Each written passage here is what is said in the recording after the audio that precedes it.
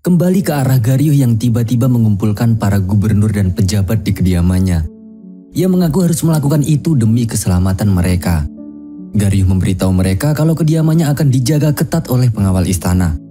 Selama mereka di sana, tentara Wei Utara akan melenyapkan Damduk dan pasukannya ketika tiba di Goguryeo. 어찌 막을 수 있습니까? 우리는 어떻게 되는 겁니까? 지금 폐하를 우리가 어찌 막아요? Sontak hal itu membuat para gubernur memprotes Garyuh dan menganggapnya pengkhianat. Garyuh yang dulunya didukung para gubernur kini justru saling bersitegang. Tanpa diduga, Saryang bersama para Hwacheon datang ke sana dengan alasan mengamankan kediaman Garyuh. Garyuh baru sadar bahwa ia benar-benar sedang diperalat saja oleh Daejang. Namun Garyuh tidak bisa berbuat apa-apa lagi. Kediamannya bukan dijaga oleh pengawal istana melainkan para Hwacheon. 이제 제대로 된 분이 오신다. 것이라는 자가 이 나라 중신들에게 칼을 저는 그분이 필요합니다. Daejang sengaja meminjam kediamannya untuk menyandra Garyuh beserta para pejabat. Tujuannya adalah untuk menukarnya dengan simbol dewa yang telah dimiliki oleh Damduk. 옆에 있는 신물들까지 말이지. Sementara itu pasukan Damduk mendirikan kemah di perbatasan selatan Goguryeo. Para tentara tampak senang karena sebentar lagi bertemu keluarga mereka. Terlihat Cheoro juga ada di sana, membersihkan tombaknya sembari memperhatikan Hyungo dan Hyukdu menghampiri Damduk. 임금님, 이상합니다. 거물촌에 부름새도 소식이 없나요? 그러게 말이. Hyukdu merasa aneh karena seharusnya mereka mendapat sambutan dari prajurit istana. Damduk pun memahami situasi itu. Ia kemudian mengutus Dalgo memeriksa apakah gerbang istana ditutup atau tidak. 우선 성문이 닫혔는지 확인. Sesuai dugaan Damduk, semua gerbang menuju istana ditutup dan dijaga ketat oleh para Hwacheon. Tanpa diduga, beberapa pendeta keluar menuju perkemahan pasukan Damduk. Mereka diutus untuk menyampaikan pesan dari Kiha sebagai pendeta tinggi kerajaan. Pesan itu berisi bahwa Kiha mengaku menerima pesan dari surga untuk mensucikan Damduk. Yang mana Damduk harus datang sendiri ke kuil tanpa senjata untuk ritual penyucian. Baru setelah itu pasukannya diperbolehkan masuk ke ibu kota. 폐하께 하늘의 말씀을 전하라 명받은 외에 다른 말은. Jenderal Wochong, Sojine, dan Hyukdu sangat marah mengetahui hal itu. Akan tetapi Damduk hanya tersenyum. Ia kemudian menaruh tangannya di pundak pendeta pembawa pesan.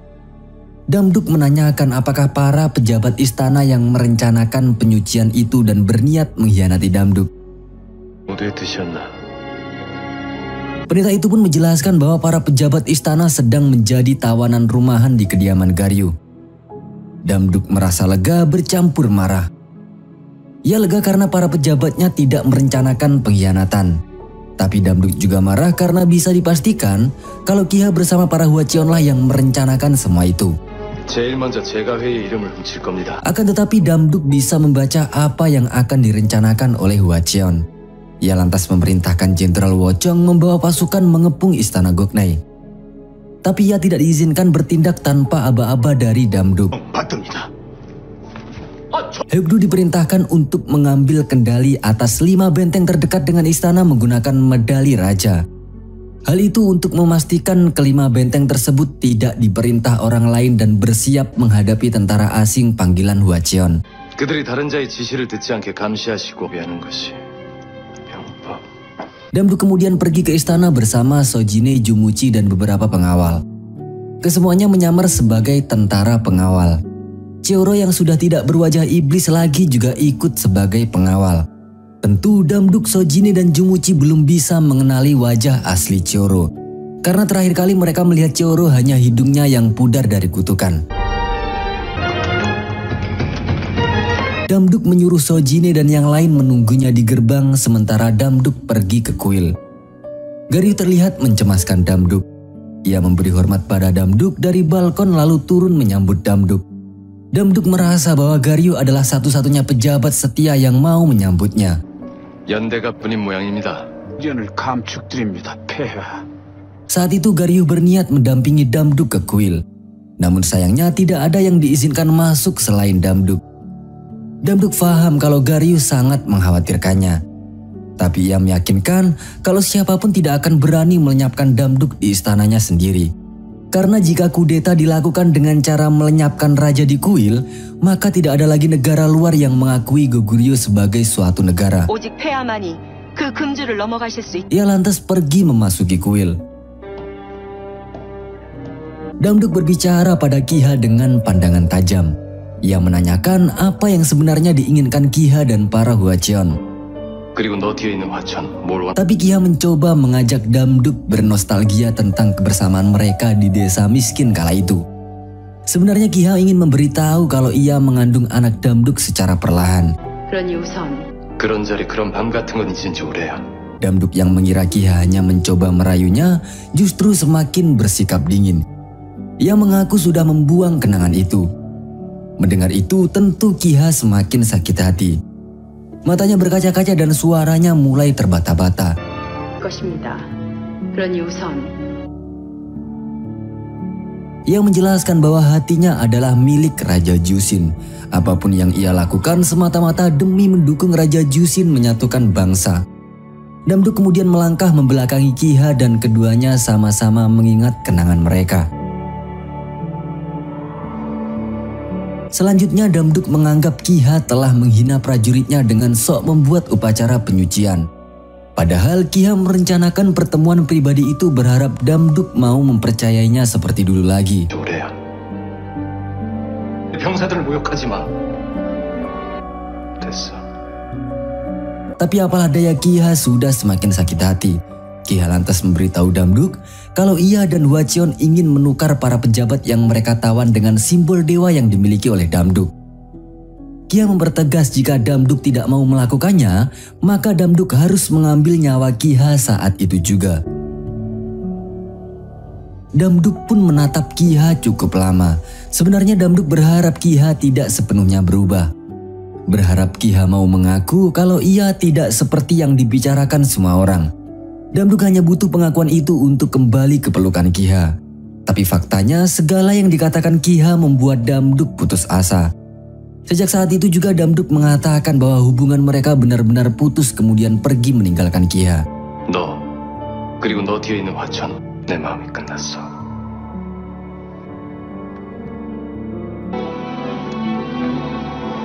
Hati Kiha bak tersambar petir di siang bolong. Ia ingin mengejar Damduk untuk menjelaskan semuanya. Ia ingin Damduk mempercayainya lagi dan kembali ke pelukannya. Lalu Kiha berbisik mesra di telinganya memberitahu kalau ia sedang mengandung anak Damduk. Namun saat itu mulut Kiha seperti terkunci. Semua telah terlambat, kisah cinta yang bertahun-tahun mereka bangun kini luluh lantah hancur menjadi abu. Damduk sangat murka. Ia mengambil pedangnya dan meluapkan amarahnya. Pintu kuil yang ditutup seolah menggambarkan bahwa hati Damduk benar-benar telah tertutup untuk Kiha.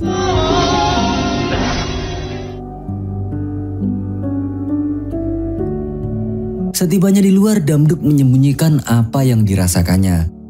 Sebagai raja, ia harus segera mengabaikan masalah pribadinya demi rakyatnya. Mereka pun bergegas ke kuil Abu Lanasa. Para Hwacheon yang berjaga di jalur menuju kuil Abu Lanasa dihabisi dengan cepat. Tepat tengah hari, orang-orang Geomol menabuh gong dan menyuruh warga sekitar pulang ke rumah mereka. Cheoro bersama para prajurit mengambil alih gerbang barat sesuai yang diperintahkan oleh Damduk. Sehingga Jenderal Wochong bersama pasukannya bisa segera memasuki istana.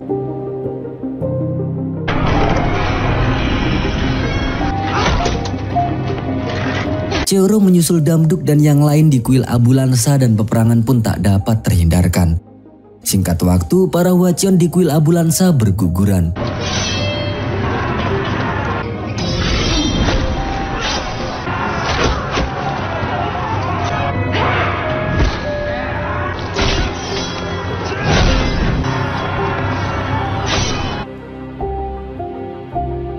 Tujuan Damduk mengajak mereka ke sana tak lain untuk mengambil simbol Phoenix. Sementara itu pasukan Jenderal Wochong juga menghabisi para Hwacheon yang berusaha keluar dari kediaman Garyuh. Jenderal Wochong kemudian mengepung kediaman Garyuh yang saat itu ia menunggu Damduk datang. Siapapun yang berusaha keluar maka akan ditebas saat itu juga.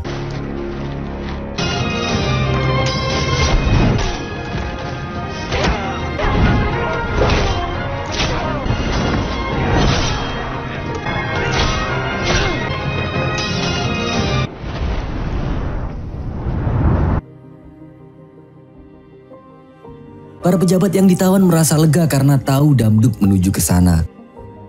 Mereka sangat senang karena Damduk masih menganggap mereka sebagai rakyatnya dan bukan dibiarkan sebagai pengkhianat. Tak lama kemudian, para tentara Damduk menghentakkan kaki mereka menyambut kedatangan Damduk. Garyuh kemudian menyambut Damduk. Damduk memintanya memerintahkan para pejabat keluar menyambutnya. Tapi Daejang menyahut bahwa para pejabat sedang ia sandra. Jika Damduk ingin pejabatnya dibebaskan, maka ia harus menyerahkan simbol dewa yang dimilikinya. Damduk tersenyum sinis seraya menunjukkan simbol Phoenix yang telah ia curi dari kuil Abu Lansa. Seketika raut wajah Daejang berubah terkejut. Damduk kemudian bertanya pada Garyuh apakah ia bekerja sama dengan Hwacheon demi menjadikan Hogai sebagai raja. Garyuh membenarkannya, tapi kali ini ia sudah merasa menyesal. Garyuh menjelaskan bahwa ia hanya dimanfaatkan oleh Hwacheon selama ini. Simbol kanselirnya telah direbut Daejang untuk mengizinkan tentara Wei Utara masuk ibu kota. Kali ini Garyuh hanya bisa memohon agar Damduk bisa menghentikan mereka. Saat itu Yungo muncul dan melaporkan bahwa tentara Goguryeo telah siaga di benteng menghadang tentara Wei Utara.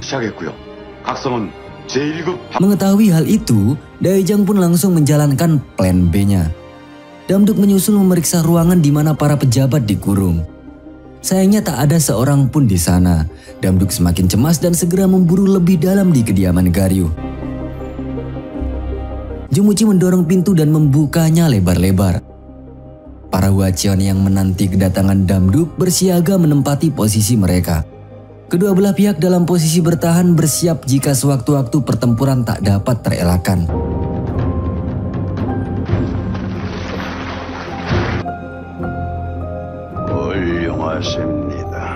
Daejang mengakui kecerdasan Damduk.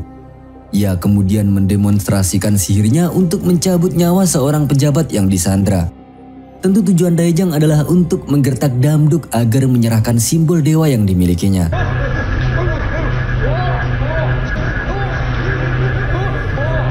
Tak ingin pejabatnya dilenyapkan satu persatu, Damduk pun melemparkan simbol Phoenix dan simbol naga biru. Ia juga menunjukkan tongkat Yungo yang merupakan simbol penyu hitam. Damduk meminta agar pejabatnya dibebaskan dulu jika memang Daejang ingin mengambil simbol-simbol itu.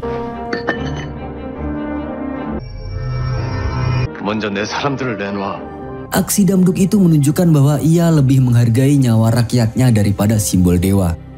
Para pejabat pun mulai sadar bahwa Damduk selama ini hanya difitnah melenyapkan putra sulung para gubernur. Tidak masuk akal jika Damduk yang digosipkan menghalalkan segala cara demi naik tahta, justru membuang 3 simbol dewa demi menyelamatkan pejabat yang jelas-jelas mengkhianatinya. Karena itulah seorang gubernur tiba-tiba menebus dosanya pada Damduk dengan mengakhiri hidupnya di tempat. Gubernur Guano juga ingin melakukan hal yang sama, tapi Damduk segera melompat mengarahkan pedangnya pada Daejang. Pertempuran pun tak dapat terhindarkan lagi.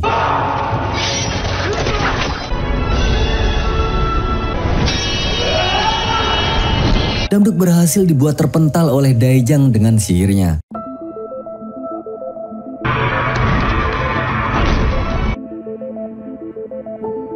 Namun tiba-tiba simbol naga biru bersinar. Cheoro yang melihatnya langsung memungutnya. Semua orang juga melihat hal itu dengan perasaan kagum dan heran. Cheoro lantas mengangkat tombaknya yang seketika diliputi sinar dewa naga biru.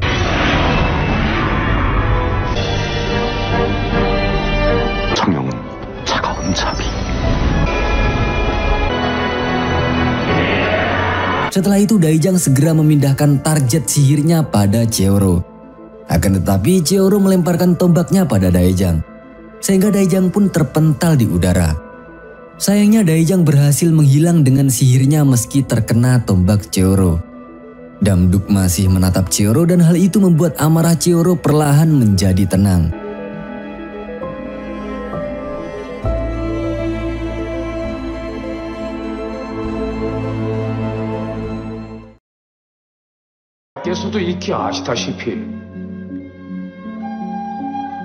Beberapa hari kemudian Damduk mendapat laporan dari utusan dinasti Silla. Saat itu kerajaan Silla adalah sekutu dari Goguryeo. Duta besarnya yang bernama Pak Jesang mengadu pada Damduk bahwa Silla sering diteror negara-negara seberang atau Jepang.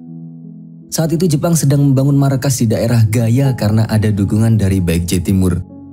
Gaya sendiri adalah tempat di mana kelak Kim Yusin akan lahir. Baekje bekerja sama dengan Jepang dengan alasan membangun kekuatan untuk bersiap membalas Goguryeo gara-gara menaklukkan benteng Guanmi. Damduk hanya tersenyum karena ia telah menduga hal itu akan terjadi. Apakah Baekje Timur akan menantang perang Goguryeo?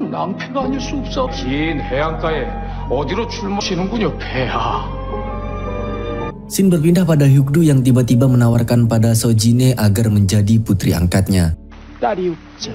이수리야, 얘 물론 어주인건 어떠냐? Karena tergiur dengan gudang arak Chulno dan ingin tahu bagaimana rasanya memiliki ayah, Sojine pun menerimanya. Hyukdu kemudian menghadap Damduk. Ratu dari raja-raja terdahulu kebanyakan berasal dari Chulno. Ternyata Hyukdu juga pernah dipesani Raja Gogukyang agar mencarikan ratu untuk Damduk. Karena itulah Hyukdu mengangkat Sojine sebagai putrinya untuk dijodohkan dengan Damduk. Belum selesai menjelaskan panjang lebar pada Damduk, tiba-tiba Hyukdu diseret Yungo ke tempat sepi.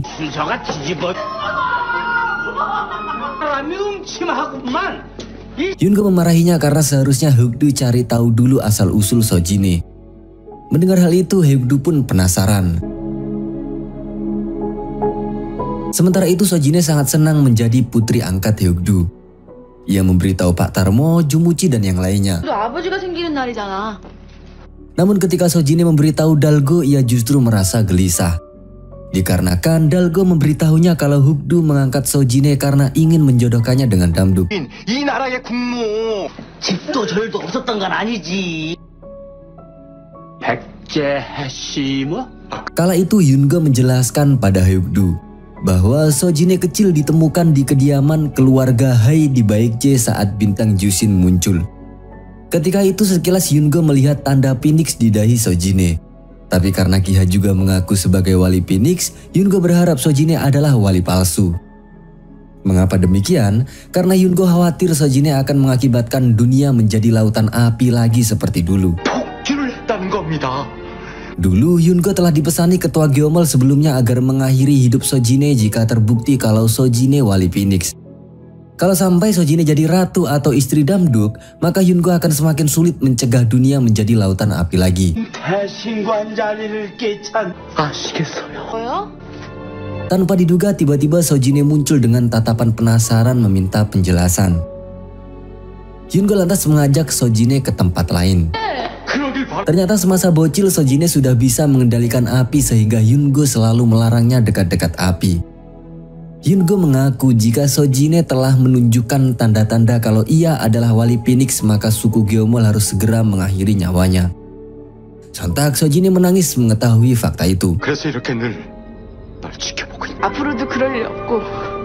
Yungo juga menjelaskan kekhawatirannya yang lain. Jika Sojine menjadi istri Damduk, maka kemungkinan besar peristiwa Hwanwoong memanah Saeoh akan kembali terjadi. 불을 끄기 위해서 하른다님께서 Sojine yang tidak ingin mendengar penjelasan Yungo lebih panjang lagi dan membuat hatinya sakit lantas pergi. Sambil menangis Sojine berjanji tidak akan menerima cinta Damduk dan tidak akan mengulangi peristiwa Saeoh. Selanjutnya Sojine mabuk-mabukan dan diketahui oleh Damduk. Keduanya sempat joinan minum arak seperti biasa. Sojine lantas menanyakan bagaimana perasaan Damduk ketika tahu Sojine diangkat menjadi putra Hyukdu. Damduk mengaku sangat sedih karena akan kehilangan teman terbaiknya. Tapi Damduk kemudian merangkul Sojine dan bergantian minum arak untuk mengabaikan masalah itu. Sojine tampak sumringah karena saat itu adalah kali pertama Damduk merangkulnya. Ia pun menyandarkan kepalanya ke pundak Damduk.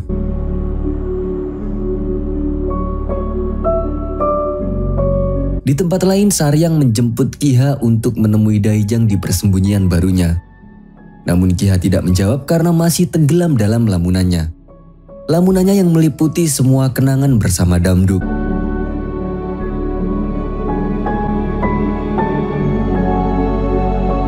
기아님을 기다리고 계십니다마는 Saryang lantas melaporkan pada Daejang yang bersembunyi di sebuah gua bahwa Ki-ha memilih tinggal di kuil. Daejang yang tahu kalau Ki-ha sedang hamil kemudian menyerahkan sebuah peti sihir pada Saryang.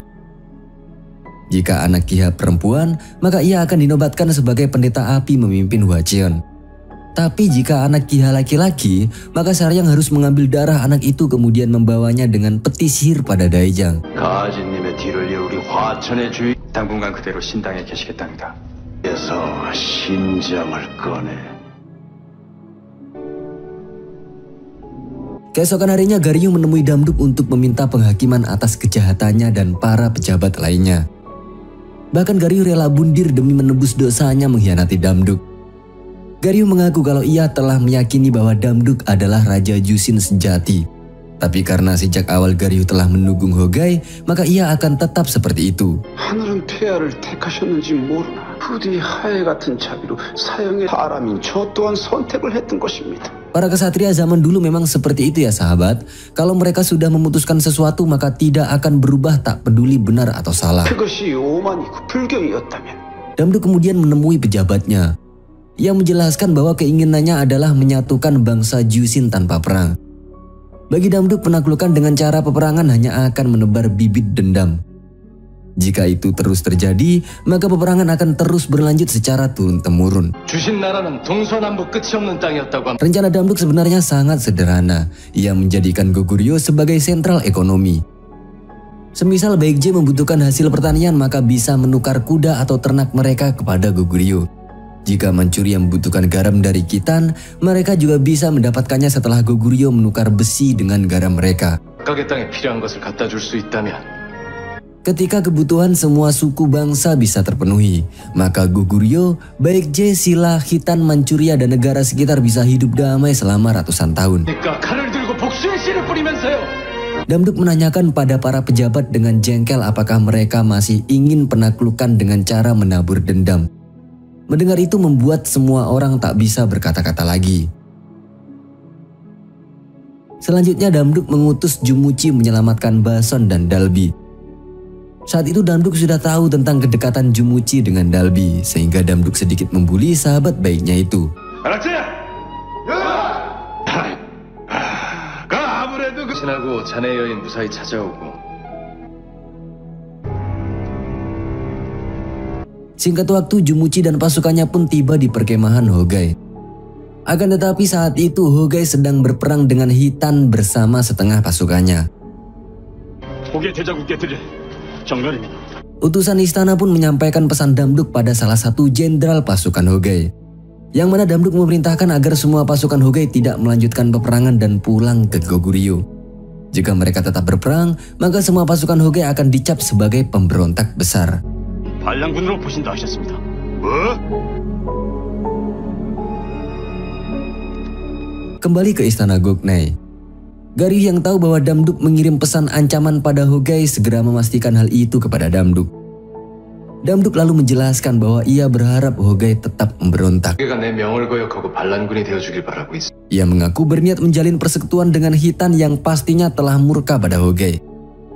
Lalu Damduk bersama Khitan akan menyerang Hogai bersama demi menghentikan pemberontakan itu. 당구를 치러 가는 길이라고 말할 생각이니까. Sontak Garyu langsung berdiri karena sangat terkejut mendengar hal itu. Apa yang akan dilakukan oleh Garyu? 어떻게 생각하세요?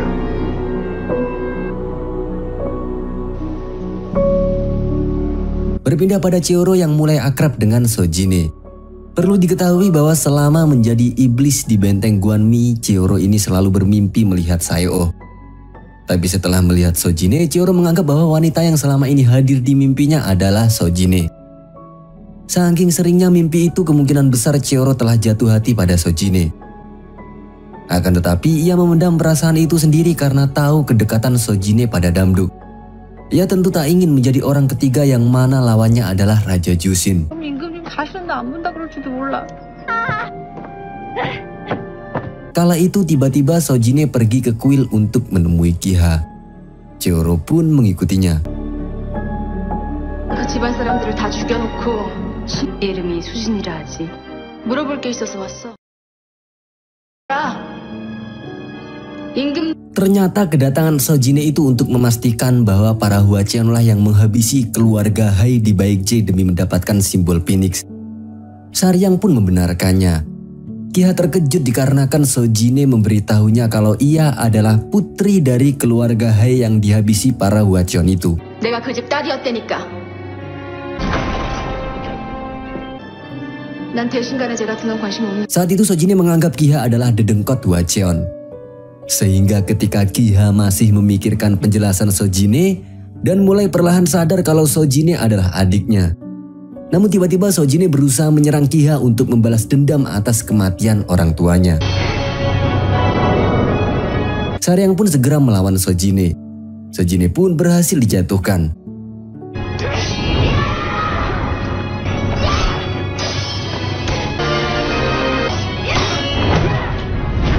Cheoro pun langsung membantu Sojine dan berduel dengan Saryang. Sojine kemudian menyerang Kiha. Kiha berusaha menangkis setiap serangan Sojine sambil mengingat masa kecilnya yang bahagia memiliki seorang adik. Meski Kiha telah menyadari bahwa Sojine adalah adiknya, ia tidak memiliki kesempatan untuk menjelaskan karena Sojine terus melancarkan serangan tanpa jeda. Demi melindungi kandungannya, Kiha pun terpaksa melukai Sojine.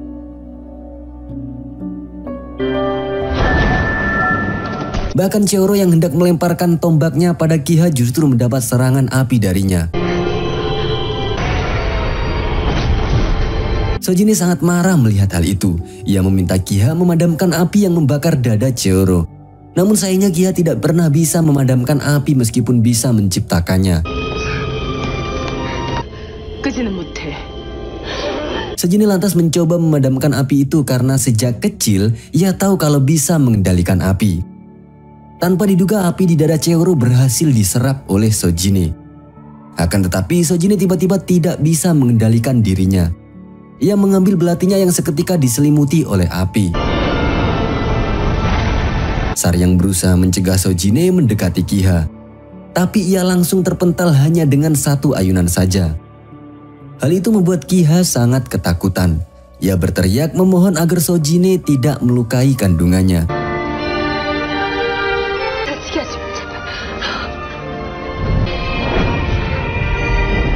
Seketika sebuah perisai lagi-lagi muncul melindungi Kiha. Sojine pun terpental jatuh lalu tak sadarkan diri.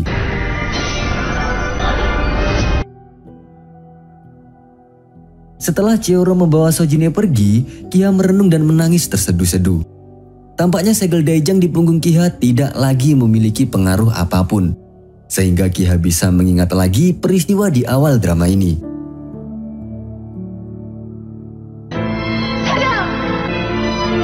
Kiha menanyakan kepada Saryang apakah ia tahu kalau Sojine adalah adiknya.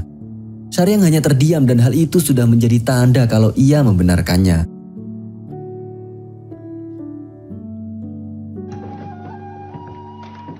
Sementara itu Pak Tarmo segera mengabari Hyungo tentang Sojine yang mengamuk tadi sekaligus Cheoro yang terluka. Di saat yang sama luka Sojine telah pulih dengan cepat seperti biasa. Ia kemudian menemui Hyungo untuk menceritakan peristiwa tadi. Keduanya pun sama-sama sadar kalau Sojine adalah wali Dewa Phoenix yang asli. Mereka sangat bersedih. Jika bisa memilih, mereka tidak akan mau Sojine menjadi wali Dewa Phoenix. Atau andaikan perwalian itu bisa dipindah, mereka tentu akan sukarela memberikannya pada siapapun yang berminat.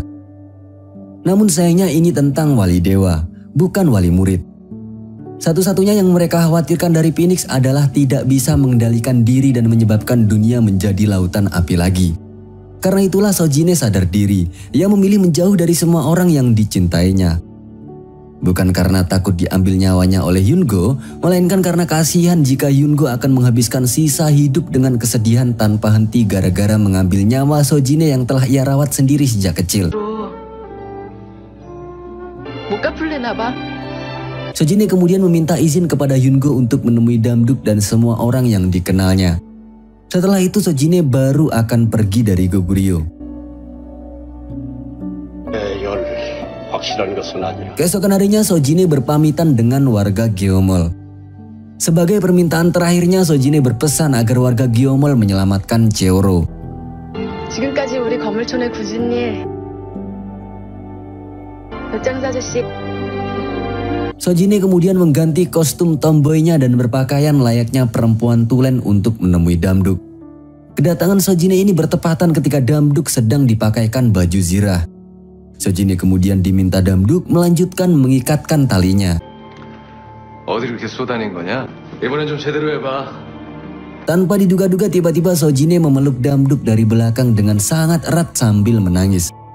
Hal itu membuat Damduk bertanya-tanya dengan tingkah Sojine itu. 뭐냐? Sojine kemudian mengembalikan parfum ibu Damduk. Tapi karena Damduk tidak meraihnya dan hanya menatap Sojine yang menangis, Sojine pun meletakkannya di meja. Damduk masih butuh penjelasan dari Sojine. Akan tetapi Sojine berbohong kalau ia hanya sedang mabuk. Ia kemudian meminta Damduk melepaskan genggaman tangannya dan membiarkannya pergi. 보세요. 달란 소리가 없으셔서 계속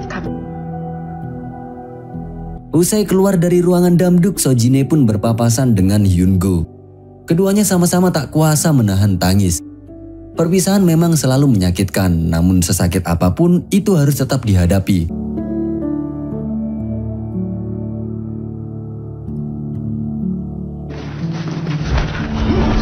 Sementara itu Kiha akhirnya mendatangi persembunyian Daejang. Ia mengamuk menghajar para Hwacheon yang mencoba menghadangnya. Daejang yang sebenarnya tidak tahu kalau Kiha mempunyai adik justru akhirnya mengetahuinya. Karena Kiha menuding Daejang sebagai dalang kematian orang tuanya. Gara-gara itu juga Kiha nyaris mengambil nyawa adiknya. 그건 몰랐었나. Kiha yang tidak terpengaruh segel Daejang pun langsung menyerangnya. Sampai di sini ternyata Daejang bisa sakti mandraguna karena 2000 tahun lalu ia pernah mencuri kekuatan api. Sehingga ia tidak bisa dilenyapkan oleh pendeta api. Daejanglah yang kemudian justru menyiksa Kiha dengan segelnya. Ia berusaha membuat Kiha mengingat lebih lama lagi, yakni ingatan bahwa Kiha adalah reinkarnasi Kajin.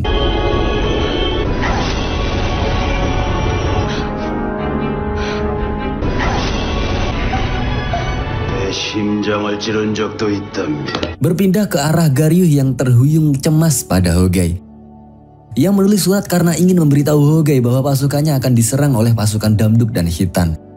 Garyuh mengutus kurir tercepat untuk menyampaikan pesan itu, sehingga Hogai bisa bersiap-siap untuk melawan Damduk dan Hitan. 그저의 관계에 빠져서는 안 돼. Ketika itu di perkemahan Hogai, anak buah Jumuchi menyebarluaskan pesan Damduk pada pasukan Hogai. Mimin hampir lupa bahwa Bambang, kita sebut saja anak buah Jumuchi ini Bambang ya sahabat. Bambang menyebarkan ancaman dari Damduk yang akan menganggap pasukan Hogai sebagai pemberontak besar jika terus melanjutkan peperangannya.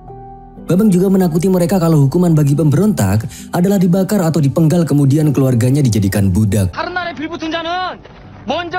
Bambang lantas melaporkan hal itu kepada Jumuchi. Tapi karena Bambang belum tahu di mana Bason dan Dalbi, Jumuchi pun merasa geram kepadanya.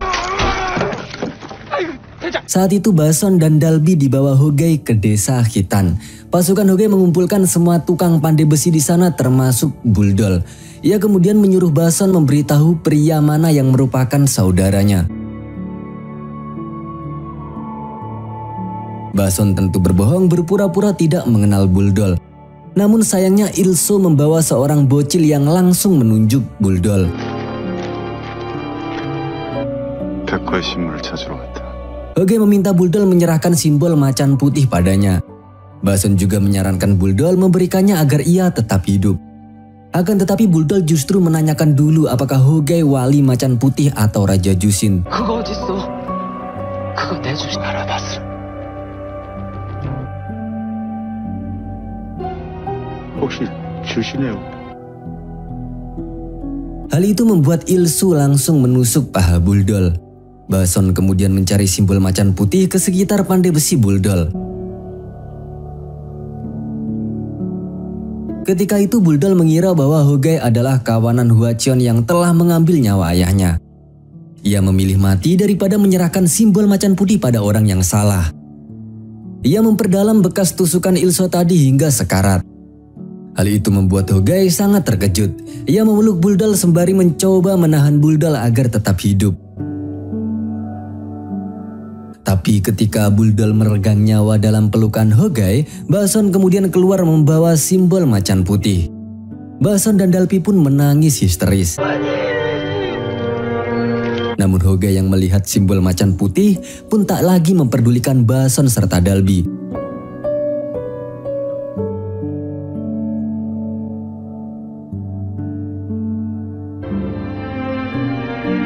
Kembali ke Geomol. Setelah Sojine pergi, para sesepuh Geomol mengobati Chioro menggunakan simbol naga biru. Hal itu berhasil membuat luka Chioro pulih dengan cepat. Di lain sisi, Damduk sedang berlatih bela diri dengan para tentara. Meskipun ia tampak ceria, tapi hati dan pikirannya masih mencemaskan Sojine. Usai latihan, ia pun menanyakan keberadaan Sojine kepada Hyungo. Alhasil Hyungo pun tidak berani berbohong. Matanya berkaca-kaca memberitahu Damduk kalau Sojine telah pergi jauh untuk menjemput kematiannya secara perlahan. Hyungo berharap Damduk bisa mengerti karena itu adalah pilihan Sojine sendiri. Gara-gara Hyungo tidak memberitahunya sejak awal, Damduk pun sangat marah padanya. Damduk akhirnya tahu kalau Sojine adalah wali Phoenix dari para sesepuh Geomol. Para sesepuh Geomol menjelaskan bahwa Sojine telah mengalami 3 tanda yang membuktikan kalau ia wali Phoenix sejati dan bukanlah Kiha. Wali Phoenix memiliki kekuatan api, tidak bisa mengendalikan diri dan memiliki tanda di tubuhnya. Semuanya hanya ada pada Sojine. Para sesepuh Geomol hanya melaksanakan apa yang diamanatkan ketua Geomol sebelumnya, yakni harus melenyapkan wali Phoenix demi mencegah dunia menjadi lautan api lagi.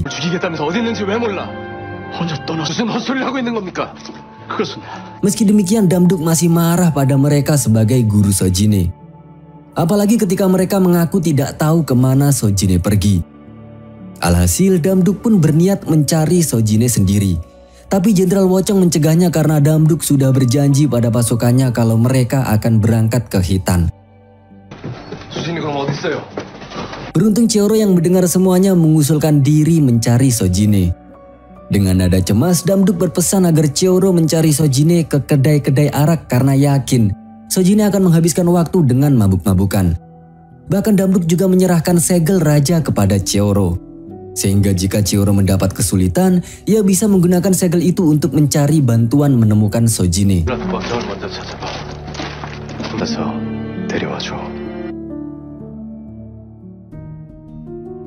Beberapa hari kemudian Hogai kembali ke perkemahannya. Ia yang baru pulang langsung mendapat berbagai laporan dari para jenderalnya tentang Damduk yang sedang menuju ke Hitan. Serta Hogai dan pasukannya dicap sebagai pemberontak. Hingga sebuah info Damduk yang telah mendapat 3 simbol dewa. 거기에 주작의 신물까지 소리장 적한 주신의 왕이라 부른 것을 봤소이다. 직접 이끈다든가 그렇다청 군사를 가진 주제. Namun Hogai memfokuskan diri pada cap pemberontak terhadapnya. Ia ingin para jenderal menangkap orang yang telah melaporkan kematian utusan Geomol. Di lain sisi, Jumuchi dan Bambang segera menghajar tentara Hogai yang menjaga Bason dan Dalby. Namun saat hendak mengeluarkan Dalby dari tandu, aksinya justru ketahuan Ilsu. Jumuchi pun diseret menghadap Hogai. 니들의 펴에 전령을 후회한 네가 대신 호위감 날짜를 붙여주시네. 따라와. Tanpa basa-basi, Jumuchi menjelaskan tentang 3 tugasnya, yakni menjaga utusan raja, menyebarkan gosip fakta pada prajurit Hogai tentang pemberontakan, serta menyelamatkan Bason dan Dalby. 대장장이 바손 그리고 그 명을 받은 것이. Hogai kemudian menanyakan kepada istana Goknai. Jumuchi pun memberitahu bahwa para Hwacheon nyaris dihabisi semua, serta para pejabat berhasil diselamatkan dari penyanderaan Hwacheon. 얼마면 돼? 이미 계약이 되어 있는 자네들을 먼저 알아보고 계약하자던 건 대장장이도 같은 소리라. Hogai kemudian menyuruh Jumuchi membawa Bason, Dalby dan orang-orangnya pergi. Yang mana orang-orang itu adalah suruhan Jumuchi untuk menyebarkan gosip pemberontakan yang menurunkan mental pasukan Hogai. 절대로 내 사람이 될 놈들이 아니다. 알아서 처리하겠습니다. Akan tetapi Hoge juga memerintahkan Ilsu agar menghabisi mereka semua selama dalam perjalanan. Jumuchi yang sadar Ilsu sedang menyiapkan pasukan lantas menyuruh anak buahnya berkuda secepat mungkin. Kejar-kejaran pun akhirnya terjadi. Beruntung Jumuchi dan yang lain berhasil kabur dan hanya satu anggotanya saja yang jatuh dari kuda.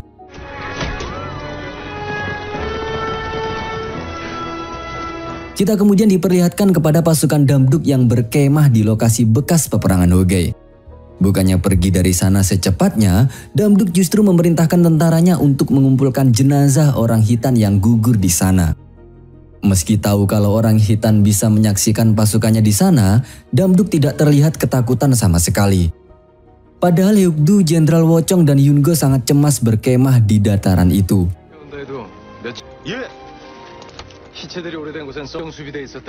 Seperti Mimin yang pemikirannya out of the box, jadi sebenarnya Damduk ini sengaja memperlihatkan pada orang Hitan kalau ia datang dengan tujuan yang berbeda dengan Hoge. Benar saja, dari kejauhan seorang ketua suku Kidohari yang bernama Dutai bersama beberapa anak buahnya sedang mengamati mereka. Damduk kemudian sengaja mengkremasi jenazah orang Hitan yang gugur pada malam hari. Dutai kemudian mengamati mereka dan mulai menyadari keanehan itu.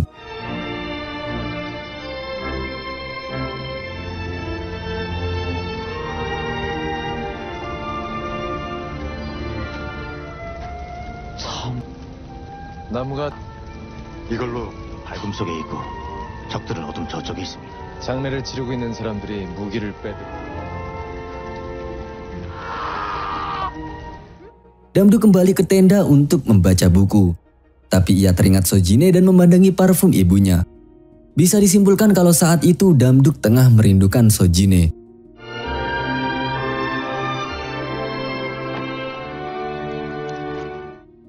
Keesokan harinya pasukan Damduk yang diutus berpatroli di selatan tiba-tiba disergap suku Hitan.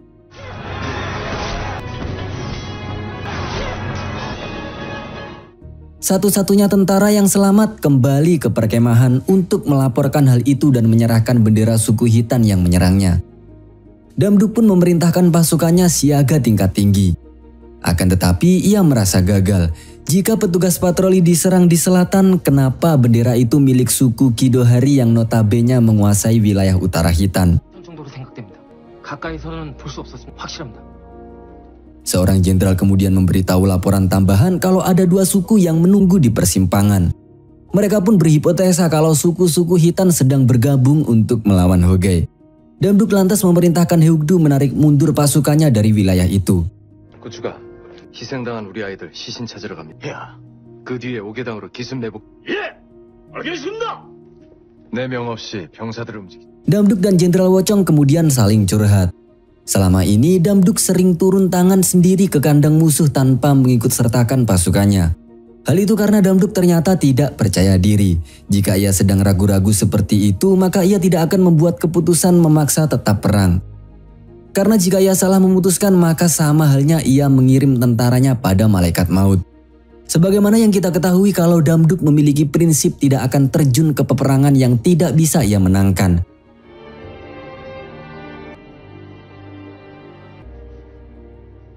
제 나이 15살 때부터 진격의 나팔 소리가 들릴 때마다 Jenderal Wochong juga bercurhat kalau ia maupun tentara Damduk semuanya takut mati. Tapi karena yang mereka lindungi adalah raja yang mereka cintai, maka bahaya yang mendekati raja lebih mereka takuti daripada kematian mereka sendiri. Jenderal Wochong berharap agar Damduk mau bersama pasukannya dalam situasi apapun. 계속 우리 옆에 있어주시면 됩니다. Mendengar itu membuat Damduk sangat terharu. Damduk pun akhirnya membawa pasukan menghadapi dua suku Hitan yang sudah menunggu di persimpangan. Pasukan Damduk menangkis serangan suku Kidohari yang bersembunyi di rerumputan. Kemudian mereka mengepung suku Kidohari tersebut.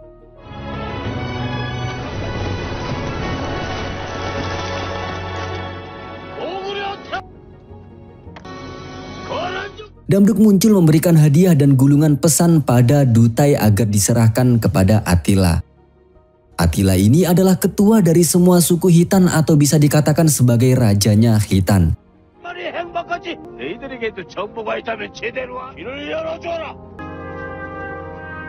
Tak lama kemudian ketua dari 4 suku hitam datang ke perkemahan Damduk. Mereka adalah suku Kidohari, Karakitai, Jildus, dan Kulkustan. 사자들을 환영하는 바이.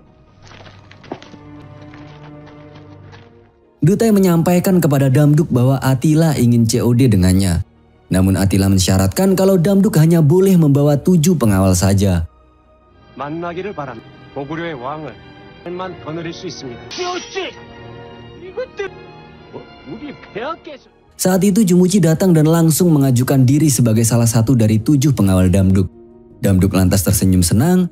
Kedatangan Jumuchi sang sahabat baiknya itu membuat Damduk semakin tidak cemas apalagi takut untuk datang ke kandang hitam. Sementara itu di persembunyian Hwacheon, Daijang memerintahkan seorang bangsawan Baekje agar membujuk Raja Asin menyerang Goguryeo. Daijang tidak mau tahu, bagaimanapun Raja Asin harus menyerang Goguryeo jika ia ingin dihormati rakyatnya dan masih mendapat dukungan Hwacheon. 저도 그렇게 들었습니다. Perlu diketahui kalau sebenarnya Hwacheon ini sudah ratusan tahun memihak Baekje ya sahabat. Tidak hanya Baekje saja, bahkan Manchuria, Gaya atau negara yang melingkari Goguryeo juga termasuk dalam kontrol Hwacheon. 제가 부추긴다 해도 나이답지 않게 영민한 자입니다. 화천의 일파가 백제 왕실의 개가 되면서까지 백제의 아신도 새로운 왕을 세워야 하지 않겠는가? Bangsawan Baekje itu pun menuruti perintah Daijang. Selain itu, Daijang juga mengingatkan Saryang agar terus memantau kandungan Kiha. 사량, 알겠습니다. 기현임을 모시고 네가. Di lain sisi, Garyu dan Gamdong saling membicarakan Damduk di istana. Gamdong memberitahu Garyu kalau Damduk belum pernah duduk di singgasana. Hal itu dikarenakan Damduk belum menyelesaikan misi yang dipesankan Raja Songsurim dan ayahnya. Masih ingat misi apa? Ya, misi untuk menjadi Raja Jusin yang menyatukan kembali bangsa Jusin. 저에게 다시 제가 회의에.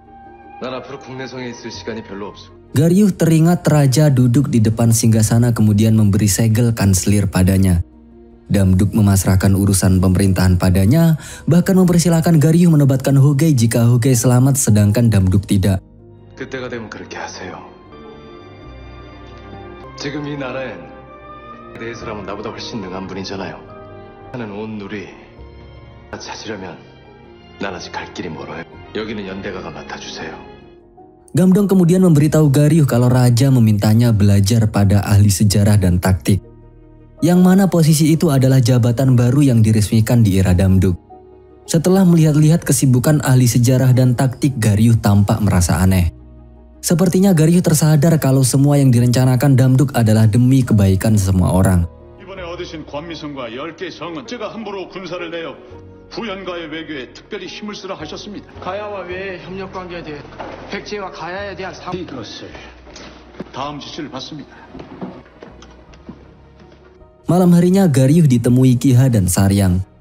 Kiha memberitahu Garyu kalau ia akan mengambil alih kepemimpinan Hwacheon.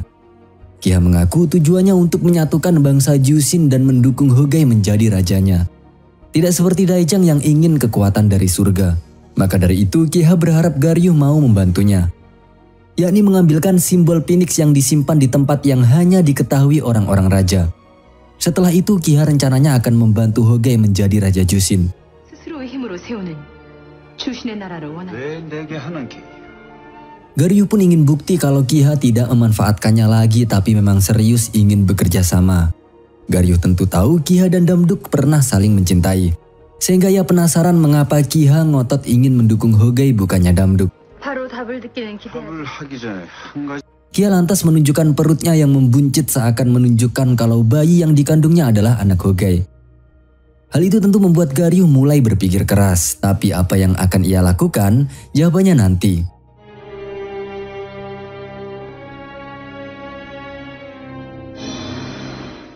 Kembali ke arah Hogei.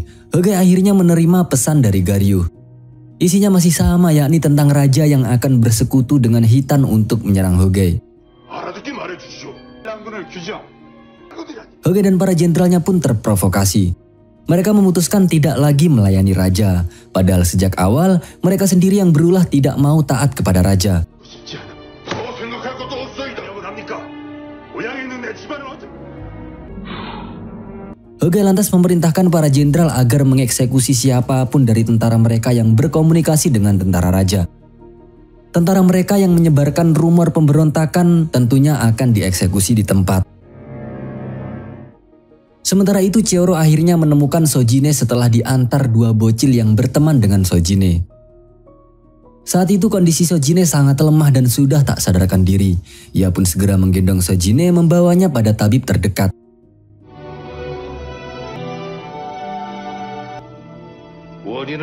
Sayangnya tabib itu menyerah karena mendiagnosa bahwa Sojine sudah tidak ada harapan hidup lagi.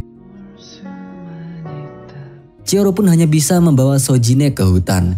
Ia mendampingi Sojine menunggu saat-saat Sojine menghembuskan nafas terakhirnya. Chihoro mengingat Sae-oh yang selalu hadir di mimpinya kemudian menyentuh kening Sojine. Tiba-tiba saja Sojine tersenyum dalam kondisi tak sadarkan diri.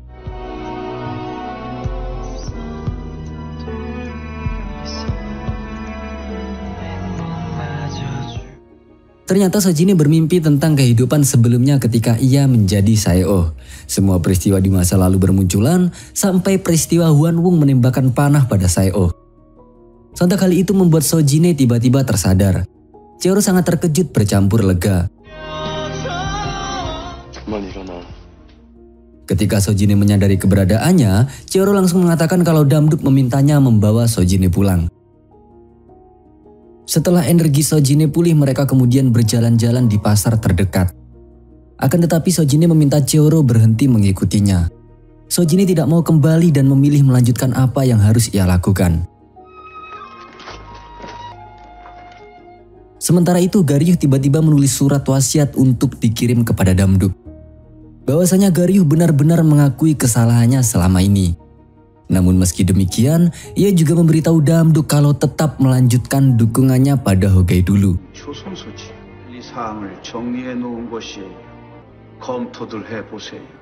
Ia kemudian mengambil simbol Phoenix dan naga biru dengan mudah menggunakan segel raja yang ia curi. Simbol itu lantas diserahkan kepada Kiha. Yang mana Kiha sendiri juga telah meninggalkan posisinya sebagai pendeta tinggi di kuil kerajaan. Aksi itu adalah upaya terakhir Garyuh membantu Hogai dan mengkhianati Damduk. Ia kemudian mengakhiri hidupnya di altar Nyonya Yeon dengan meminum ramuan sihir yang dulu pernah ditenggak istrinya. Riwayat Garyuh pun berakhir sampai di sini.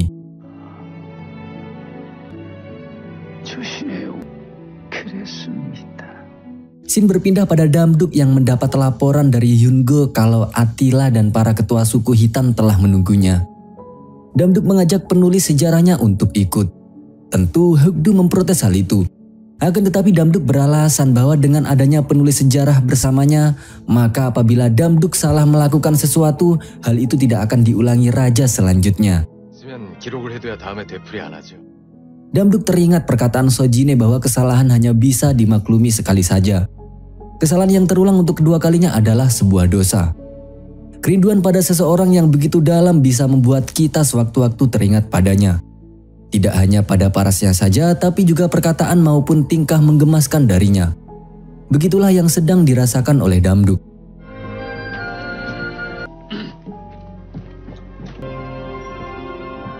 Singkat waktu, Damduk bersama Jumuchi dan yang lainnya bertemu dengan Attila dan para ketua suku Khitan. Jumuchi dan Bambang siap siaga menghadang para ketua suku yang mencoba memprovokasi. Tapi Damduk tetap tenang memulai diplomasinya dengan Attila. Dari gulungan yang sebelumnya dikirim Damduk, Attila tahu kalau pasukan yang menyerang desa-desa Khitan dipimpin oleh Hogai.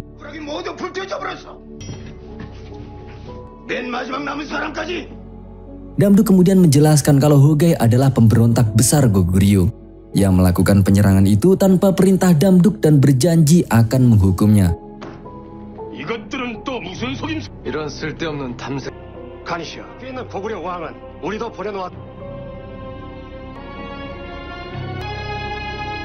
Damduk sendiri mengaku kalau ia ingin bersekutu dengan Khitan bukannya membangun perseteruan. Damduk ingin Attila melupakan masalah Hogai dan mengambil satu peti hadiah darinya. Tapi hal itu membuat Attila merasa dihina. Perhelatan pedang pun terjadi di antara mereka.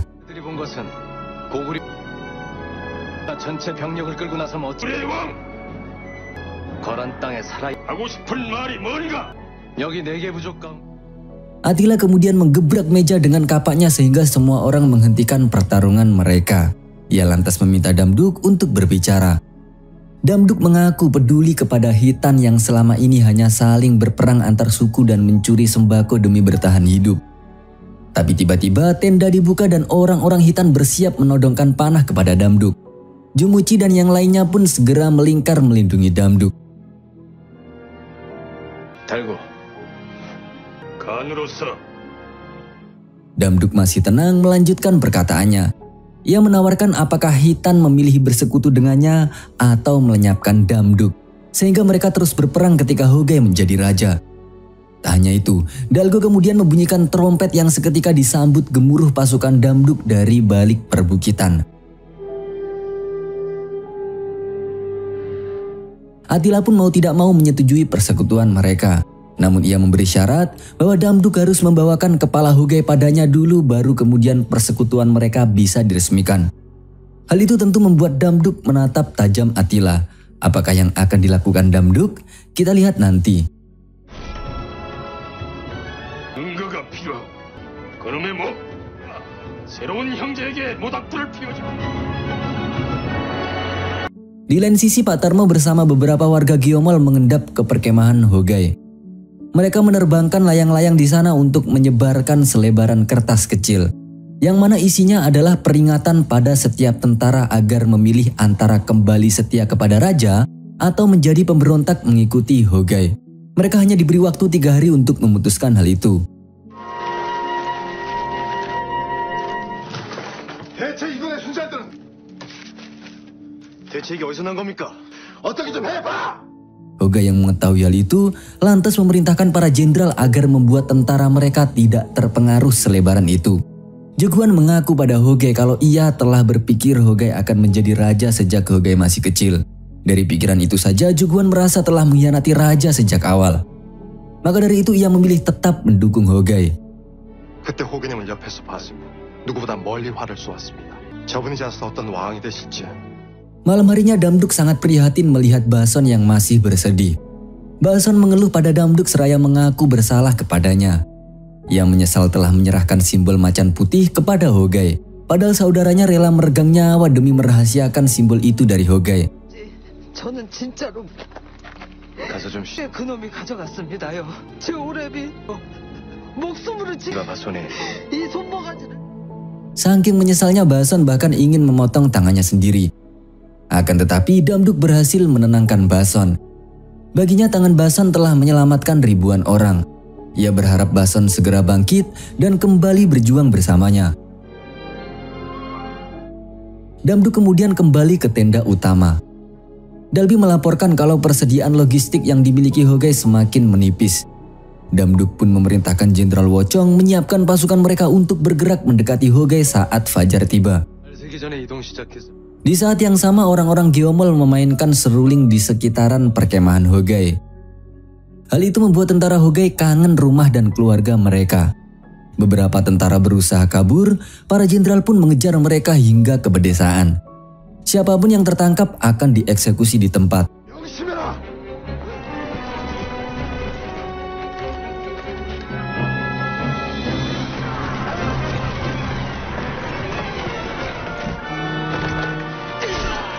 Tanpa diduga, Sojine yang berada di salah satu desa itu melihat adegan pembantaian tersebut.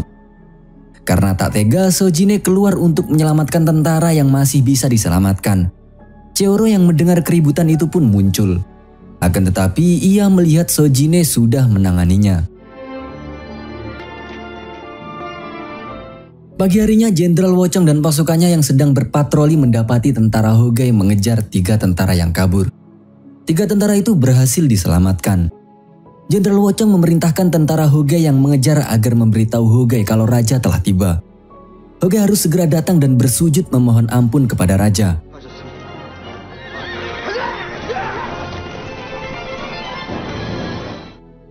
Attila yang juga mengetahui hal itu segera menemui Damduk dan mengaku bersedia menjadi sekutu.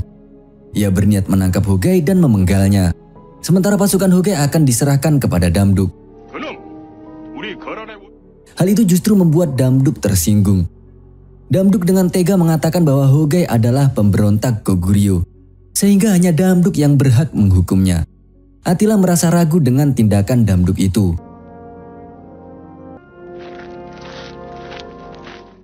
Kita lanjut dulu pada Damduk yang menerima surat wasiat Garyuh. Meski Garyuh telah mencuri 2 simbol dewa, ia juga telah menangani pemerintahan dengan baik sebelum mengakhiri hidupnya. Damduk merasa berduka sekali. Bagaimanapun juga baginya Garyuh adalah sosok paman sekaligus kanselir terbaik yang ia miliki. Sadar bahwa hal ini bisa memicu kemarahan Hogai, Damduk pun segera memobilisasi pasukan menuju perkemahan Hogai. Tujuannya untuk mengamankan Hogai sebelum Attila nekat menyerangnya.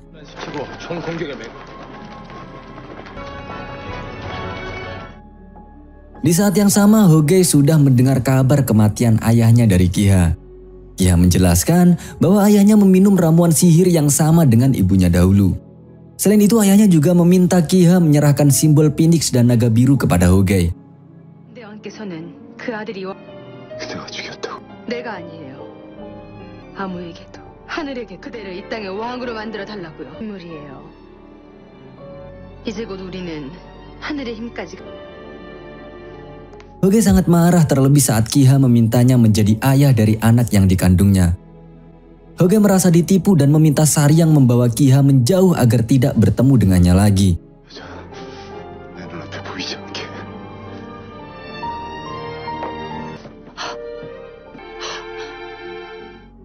Hogai semakin stres dengan berbagai laporan pemberontakan yang telah terjadi pada pasukannya. Tak hanya itu, pasukan Damduk juga dikabarkan telah mendekati mereka. Hogai pun memerintahkan Jugwon dan jenderal lainnya segera memobilisasi pasukan untuk perang dengan Damduk.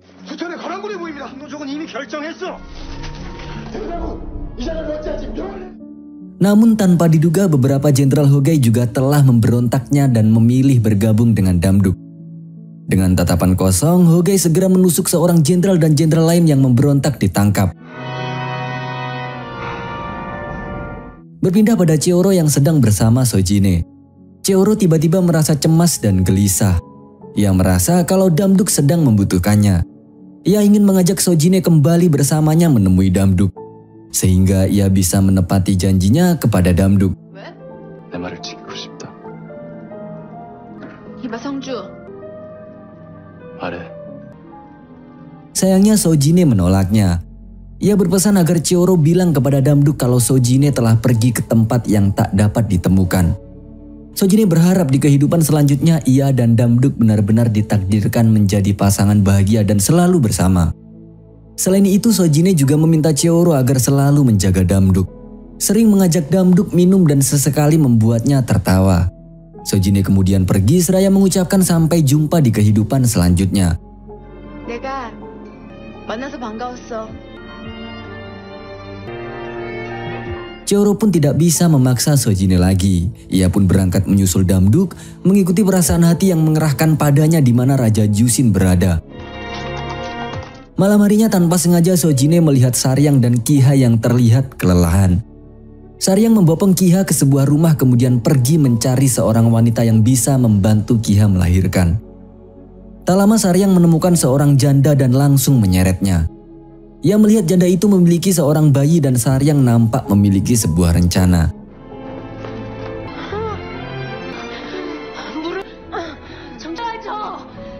Saat Saryang dan janda itu mencari peralatan untuk membantu persalinan, tiba-tiba Sojine menghampiri Kiha dengan niatan untuk mengambil nyawanya. Akan tetapi setelah tahu kalau Kiha sangat kesakitan karena mau melahirkan, Sojine pun mengurungkan niatnya. Di saat yang sama, Damduk tiba-tiba merasa kesakitan. Bahkan Damduk sempat pingsan. Setelah siuman dan diperiksa, Damduk mendapat laporan mengenai kedatangan tentara Hogai yang telah kabur. Ia lantas memerintahkan Hyukdu menyambut mereka. Tak berselang lama, warga Gyeomol juga melaporkan pesan dari Burumsei kalau pasukan Hogai sedang kalang kabut. Bahkan mereka semakin sedikit karena banyak yang pulang atau bergabung dengan Damduk. Damduk ingin segera bergerak menuju perkemahan Hogai. Namun ia masih berkeringat dingin, tubuhnya lemas dan perasaannya terguncang cemas tanpa tahu penyebabnya. Sementara itu Sojine akhirnya membantu janda tadi menolong persalinan Kiha. Sedang di luar, Saryang justru dipergoki para Hwacheon dan Daejang yang tiba-tiba muncul di sana. Sebenarnya Daejang ingin melihat dua simbol yang ia ketahui telah didapatkan Kiha. Namun setelah tahu kalau Kiha dalam proses persalinan, Daejang lantas mengingatkan Saryang agar mengambil jantung anak Kiha kalau anak itu laki-laki lalu menaruhnya dalam kotak sihir. Saryang kembali ke dalam dan melihat Sojine telah menggendong anak Kiha. Tahu bahwa anak itu adalah laki-laki, Saryang lantas memberitahu Sojine kalau Kiha adalah kakaknya yang diculik Hwacheon dari keluarga Haedi Baekje. Ia juga memberitahu bahwa anak Kiha yang selain merupakan keponakan Sojine, juga anak Damduk. Sojine sangat marah mengetahui hal itu. Akan tetapi Saryang mencegahnya menyerang. Ia meminta Sojine membawa keponakannya pergi sejauh mungkin. Sojine sempat tak percaya. Tapi setelah tahu kalau para Hwacheon sudah menunggu di luar dan ingin mengambil jantung keponakannya itu, akhirnya Sojine pun mau membawanya pergi. 하천의 사람들이 기다리고 있어. 아이를 데리고 멀리 가.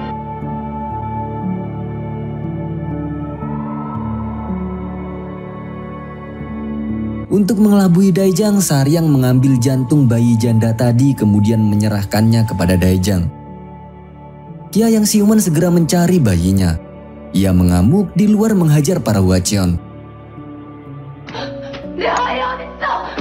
Kia semakin murka ketika Daejang memberitahunya kalau jantung anaknya telah ia bawa. Kia melompat bermaksud menusuk Daejang.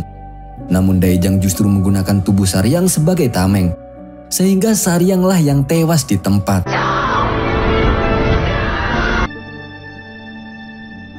Kia merasa terpukul karena ketidaksengajaannya menyebabkan Saryang yang selama ini sudah dianggap seperti kakaknya sendiri justru tewas di tangannya. Daejang kemudian menantang Kiha agar datang ke kuil Abu Lansa jika ingin membalas dendam padanya lalu pergi begitu saja. Daejang sangat bersemangat mendapatkan dua simbol dewa. Tapi ia sangat marah ketika tahu kalau kotak sihirnya berisi darah bayi lain yang tidak bereaksi pada dua simbol dewa. Ia bertekad akan menemukan anak Kiha demi membangkitkan simbol dewa.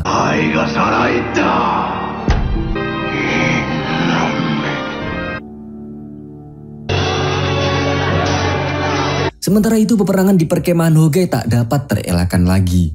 Hoge bersama Ilsu dan Jikuan menghabisi tentara mereka sendiri yang memberontak.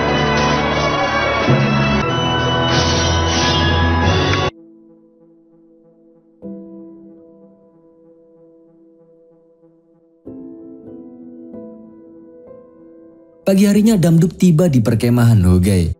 Namun ia hanya mendapati seorang jenderal dan beberapa tentara yang masih hidup dan meminta izin bergabung dengan Damduk.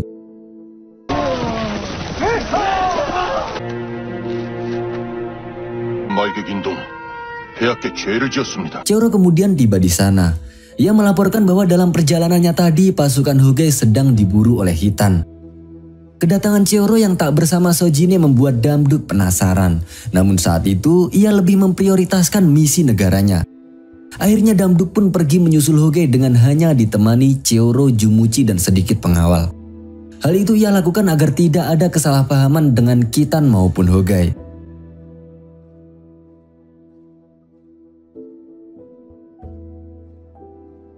Sementara itu Hoge dan beberapa tentara yang setia padanya tiba di salah satu desa terbengkalai milik Hitan. Hoge merasa kalau mereka sedang dipantau. Dan benar saja, anak panah bermunculan ke arah mereka. Orang-orang Hitan muncul dari persembunyian dan peperangan pun akhirnya terjadi. Akhirnya Hoge pun tetap terkepung karena kalah jumlah. Suku yang mengepung mereka tak lain adalah suku Kidohari yang diketuai oleh Dutai.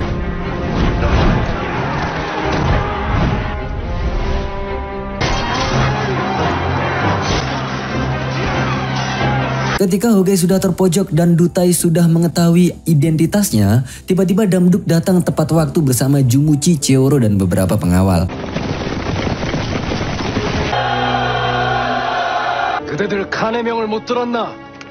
Damduk tampak sangat marah karena Dutai ternyata dikirim Attila untuk memenggal Hoge. Padahal Damduk sudah mensyaratkan kalau hanya ia yang pantas menghukumnya. Meski Damduk memberikan peringatan terakhirnya, suku Kidohari yang merasa menang jumlah justru ngotot ingin mengalahkan Damduk dan Hogei sekaligus. Dutai lantas berseru kepada prajuritnya dan pertarungan pun tak dapat dihindarkan. Hogei dan Damduk pun saling bantu untuk menghabisi pasukan Dutai.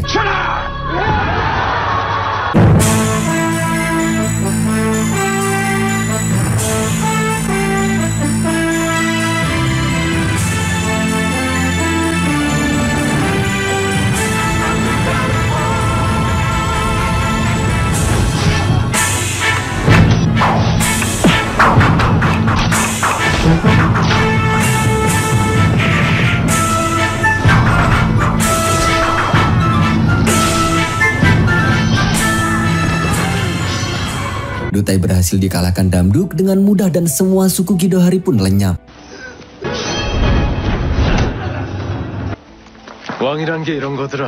Setelah peperangan tersebut, Hogei yang tak tahu terima kasih menyerang Damduk untuk membalas dendam atas kematian ibunya.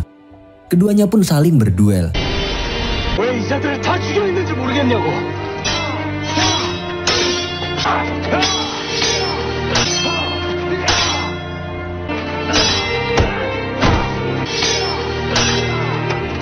Akhirnya Hogei terpojok.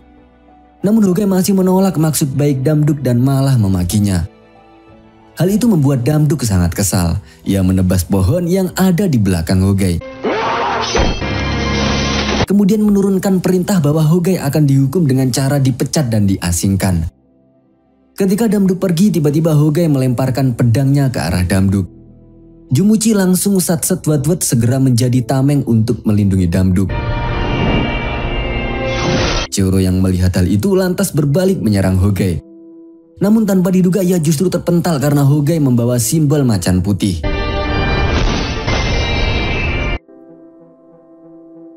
Saat Jumuchi mulai kehilangan kesadarannya, tiba-tiba simbol itu bersinar. Hogei melemparkan simbol itu karena membuat dadanya terasa panas. Seketika sinar simbol itu berpindah ke dada Jumuchi dan menyembuhkan lukanya. Yang kejadian itu merupakan bukti bahwa Jumuchi adalah sang wali dari Dewa Macan Putih. Singkat waktu mereka kembali ke perkemahan sedangkan Hogei dibawa pergi Ilsu. Juguan yang baru sadar dan melihat Damduk di hadapannya meminta Damduk membohongi Hitan. Ia meminta Damduk memenggalnya lalu menyerahkan kepalanya kepada Attila dengan mengatasnamakan Hogei. Selain untuk menyelamatkan Hogei agar tidak diburu Hitan, Juguan juga bertujuan untuk menebus dosa-dosanya mengkhianati Damduk. Damduk pun akhirnya terpaksa menurutinya. Sementara itu, Jumuchi juga telah siuman. Ketika Bason dan Hyungo membicarakannya sebagai wali dari Dewa Macan Putih, Jumuchi justru tak begitu menghiraukan. Ia lebih fokus menikmati makanannya sambil duduk berdua dengan Dalbi.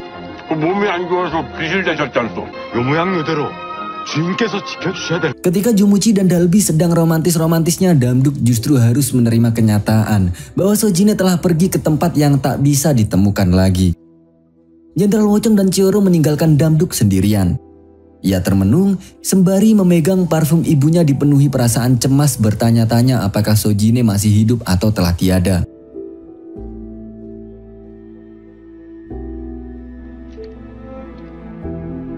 Keesokan harinya Giha menemukan keberadaan Hogei. Ia pun lantas mengobati luka Hogei. Kemudian sebagai orang yang sama-sama telah kehilangan segala hal yang berharga, Giha pun mengajak Hogei bergabung untuk melawan kehendak surga. Giha ingin hidup tanpa diatur takdir surga lagi sehingga ia bisa menjalani hidup sesuai kehendaknya sendiri. 하늘은 우리 같은 거 안중에도 없으면 내가 만들어갈 수는 있을 테니까. 그 시험을 치르는 데 쓰인. Hogei pun mengikuti Giha ke kuil Abu Lansa. Di sana Daijang telah menunggu kedatangan mereka dan segera menyerahkan simbol Phoenix dan naga biru kepada Hogei. Namun Giha masih menaruh dendam kepada Daijang. Untuk meredakan kemarahan Giha, Daijang lantas memberitahu bahwa anaknya masih hidup. 우리 호족의 어머니 확인을 해보시겠습니까? Daijang kemudian memberi kekuatan sehingga Giha bisa melihat kilas balik peristiwa saat ia melahirkan. Kihha pun tahu kalau Sojine telah menyelamatkan anaknya. Namun karena mengira Daejang menyembunyikan Sojine dan anaknya, Kihha akhirnya bersedia menjadi persuruh lagi. 원하는 게 뭐지? 네가 원하는 것을 다 갖게 된다면. Daejang menugaskan Kihha untuk mengambil simbol yang ada pada Damduk beserta jantung Damduk sendiri, sehingga Daejang bisa mendapatkan kekuatan langit. Mau tidak mau Kihha pun menurutinya. 정 하늘의 힘을 갖게 되는 것이 내 아이를 살려주겠다.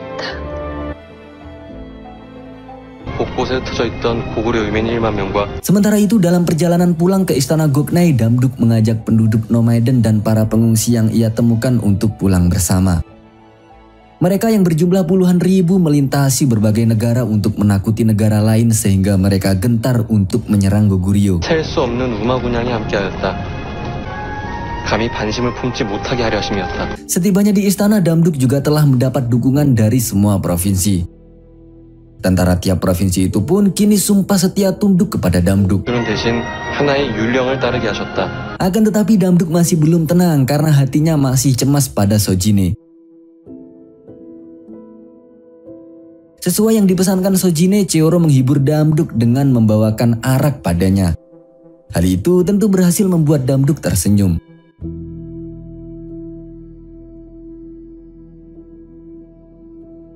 Beberapa hari kemudian Damduk mendapat laporan bahwa Baekje tiba-tiba sedang bergerak menaklukkan benteng Sogok milik Goguryeo. Namun Damduk hanya memerintahkan tentara magang agar berlatih di benteng Sogok untuk menakuti Baekje. Ketika itu ia juga menerima pesan misterius yang dikirim melalui warga Geomol. Setelah mendengarkan isi pesan itu, Damduk sadar bahwa kalimat itu pernah diucapkan Sojine kepadanya. 그거 다시 읽어봐. 하오니. 난 임금이야. 이러면서. Sejenak Damduk merasa bahwa Sojine masih hidup. Jika tidak, bagaimana mungkin ada orang misterius yang memuji Damduk persis seperti kata-kata Sojine. 그 어떤 아픔이든 하루 만에 아물게 할 아까 보셨죠? Beberapa hari berlalu, Damduk pun fokus dengan masalah negara. Ia kemudian mendapat laporan kalau surat misterius sebelumnya berisi permintaan dari kerajaan Yan untuk mengirimkan bala bantuan, yakni untuk menyelamatkan Myongbo atau Pangeran Houyan sang putra mahkota. Yang kala itu tengah terjadi pemberontakan oleh saudaranya sendiri. Kerajaan Yan ini adalah sebuah negara yang berada di Tiongkok Timur Laut dan cukup dekat dengan kerajaan Wei yang memihak Hwacheon. 그건 고장군이 처리해 주세요. 폐하. Damduk yang menduga bahwa Sojine berada di sana segera berangkat bersama Cheoro dan Hyungo. 나하고 같이 가줘야겠네. 알겠습니다. Di lain sisi tiba-tiba Dalbi memberitahu Jumuchi kalau Damduk memberikan sebuah rumah untuk mereka. Tentu hal itu membuat Jumuchi sangat kegirangan. Bahkan saking girangnya Jumuchi yang hendak menyusul Damduk ke Yan sampai tergelincir jatuh. 다녀오시면 한번 보러 가셔요. Ia kemudian bergabung dengan Damduk sembari meneriakkan terima kasih kepadanya.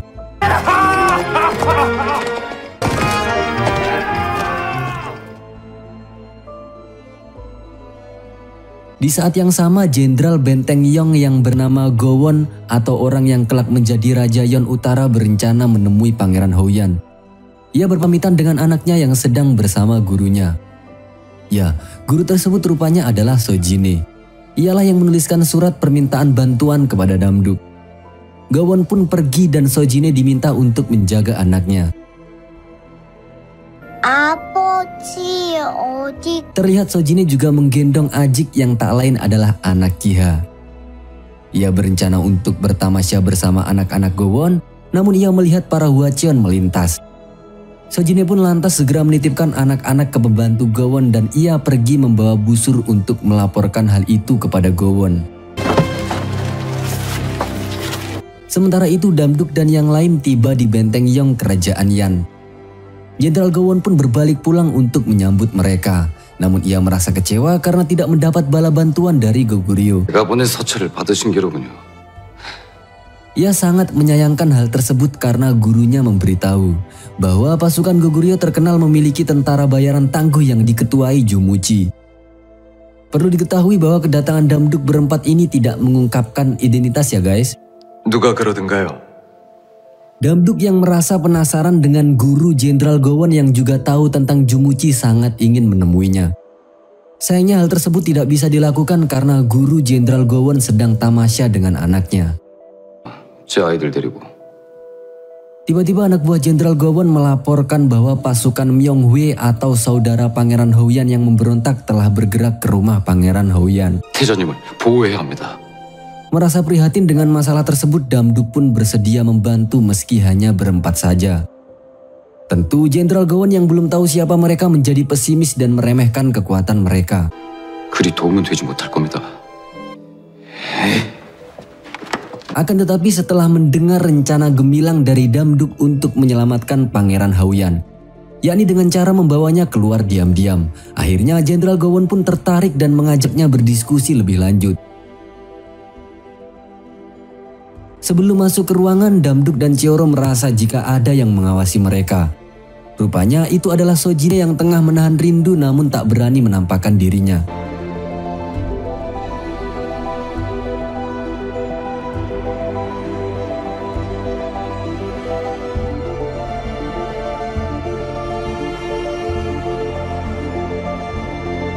Malam harinya mereka pun memulai misi penyelamatan Pangeran Houyan. Dengan hanya bersama Cheoro dan Jumuchi, Damduk dengan cepat melumpuhkan pemberontak yang mencoba mendobrak gerbang.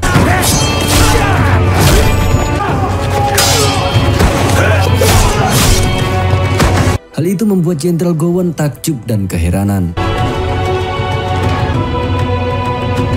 태자님 어디 계시느냐? 내실 안에 계십니다. Mereka berhasil menyelamatkan Pangeran Houyan sekaligus menghabisi Myonghwe dan pasukannya yang memberontak. 아님 또 어떡할 거예요? 밖은 어때? 곧 들이닥칠 것 같은데?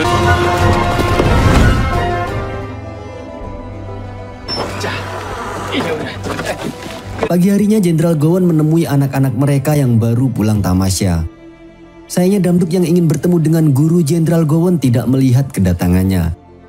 Ia justru diberitahu bahwa Guru Jenderal Gowon sedang pergi ke rumah kerabatnya.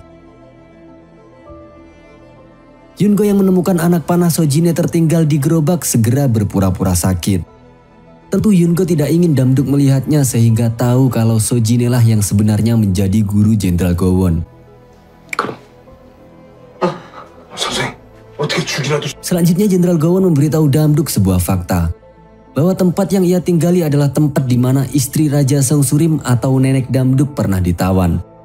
Kakek Jenderal Gowon juga warga Goguryeo yang termasuk salah satu tawanan itu.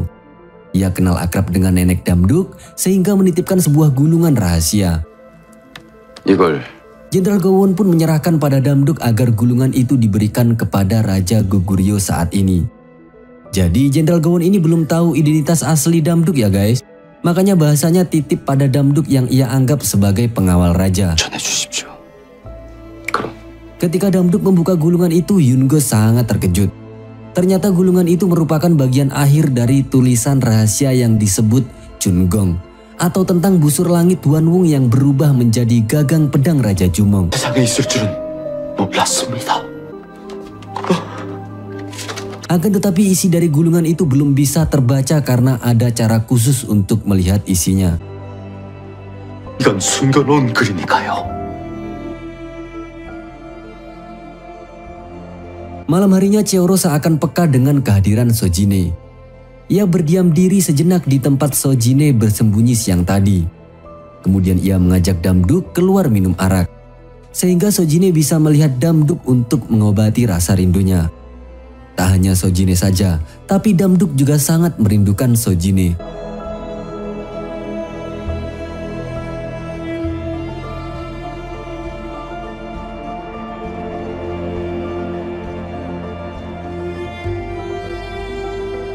Setelah pulang ke istana, akhirnya Yungo dan para sesepuh Gyomol menemukan isi gulungan Chungong.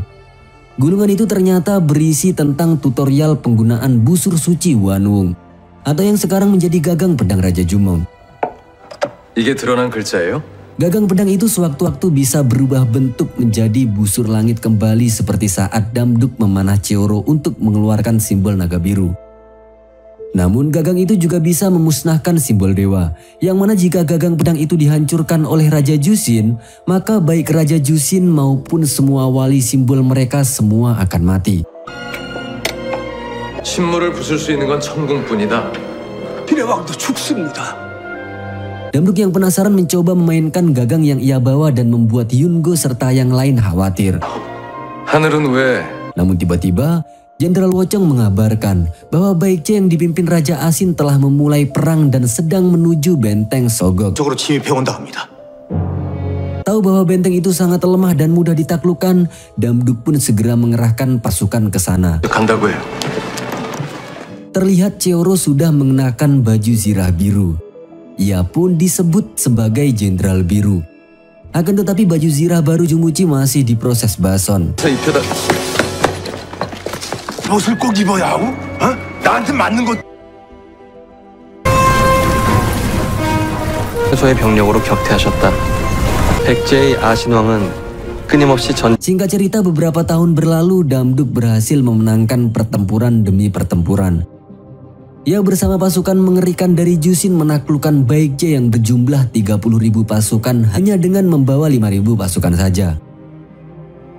Pada akhirnya Raja Asin pun menyerahkan diri. 백제에게 의지하는 가야가 동남에 있고. Sebagai permintaan terakhirnya, Raja Asin meminta agar Goguryeo menjadikan Baekje maupun Gaya menjadi saudara.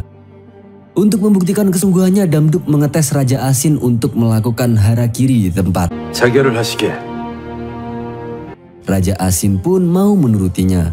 Namun Damduk segera menangkis belati dari tangan Raja Asin dan menyatakan bahwa Baekje kembali menjadi saudara Goguryeo seperti pada masa Raja Jumong. Mereka bersatu atas nama bangsa Jusin. Keputusan tersebut ditentang oleh banyak orang termasuk Heugdu dan Hyungo. Hyungo yang penasaran menanyakan alasan Damduk. 백제 이름을 남겨두고 가실 겁니까? Damduk pun menjelaskan bahwa ia sangat benci tentang Raja Jusin maupun simbol dewa. Ia ingin membuat negeri Jusin sesuai kehendaknya dan bukan diatur kehendak langit lagi. Bagi Damduk, kehendak langit terlalu sadis. Ibu, ayah, bibi, paman, dan juga rakyatnya telah banyak jadi korban akibat skenario Raja Jusin yang dibuat langit. 하늘의 힘 같은 거 상관없이 나 생각해봤는데요. Damduk kemudian memandangi parfum ibunya. Tapi yang ia rindukan bukanlah sang ibu melainkan Sojine. Berpindah pada Bason, Pak Tarmo dan Bambang yang sedang asyik menyaksikan Jumuchi dan Dalbi. Terlihat saat itu Dalbi sudah hamil dan sedang memakaikan baju zirah baru kepada Jumuchi. 알비 저것이 땅바닥에 떨어진 자.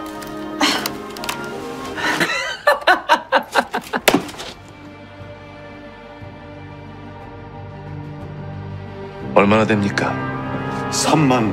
Kembali pada Damduk dan para jenderal yang kali ini dibuat bingung dengan kabar penyerangan. Kerajaan Yan mengirim 30.000 pasukan menuju Goguryeo. Sementara kerajaan Silla membutuhkan bantuan Goguryeo karena juga sedang dijajah oleh kerajaan Wei. 급히 백기를 청하고. 우리 국경 쪽으로 이동하고 있답니다. Setelah menenangkan diri berdiam sejenak dan semua orang menanti keputusannya, akhirnya Damduk memerintahkan Heugdu membawa 50.000 pasukan membantu Silla. 그게 출방식 아닙니까? 데리고 가서 가야 끝까지 한 번에 몰아내세요. Ia juga meminta Dalgo memanggil Jumuchi dan Cheoro menghadapnya. 백제 보낸 자는 어찌 되었는가? Tanpa Damduk sadari, rupanya penyerangan itu ada di bawah kendali Hogai. Yang mana tujuan Hogai adalah untuk memecah kekuatan militer Damduk. 정군을 처하게 만들어 어떻게 해서든 고구려에. Setelah tahu kalau raja hanya memiliki 7.000 pengawal saja, Hogai pun memerintahkan para Hwacheon untuk memancing mereka ke kuil Abulansa. 후원 요청을 들어줄 건가 아니면 아블란서로 오라고 해. Sementara itu, Kiha yang menjadi otak dari semua itu memerintahkan Daijang untuk mengambil simbol macan putih dan penyu hitam di Geomol. Sehingga ketika Damduk telah terkena perangkap dan masuk ke kuil Abulansa, maka Daijang bisa segera membuka altar langit. 백호와 현무의 신물, 거물촌에 있다고 들었어.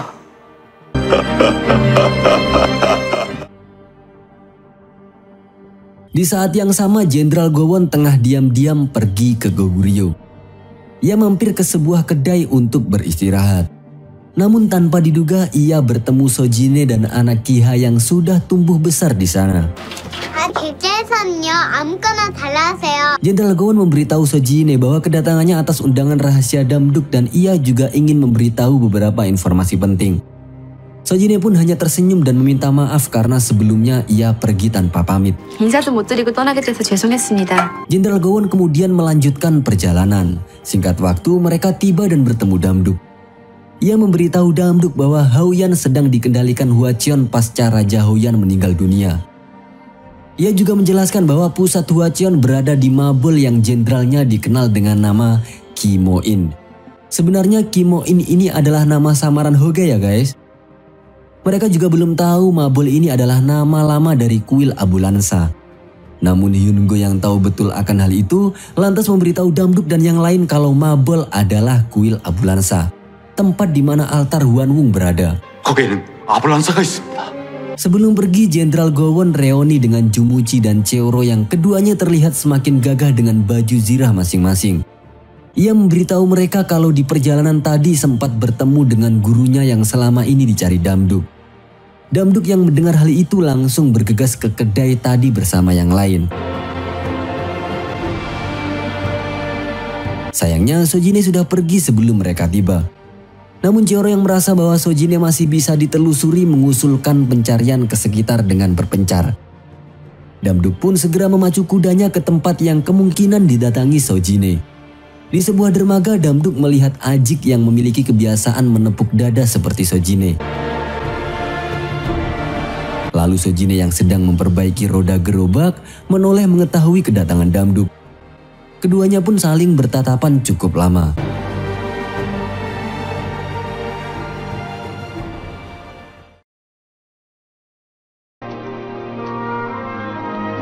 Akan tetapi Sojine justru tetap meminta agar Damduk membiarkannya pergi. Tentu Damduk tidak rela jika mereka berpisah lagi. Satu-satunya yang Damduk inginkan adalah keberadaan Sojine selalu di sisinya. 지금부터 네가 있는 곳이 내 궁이야. 못 본 것으로 하고 가게 해주세요. 있으면 되니까. Damduk kemudian sengaja merusak roda gerobak Sojine agar ia tidak pergi kemanapun.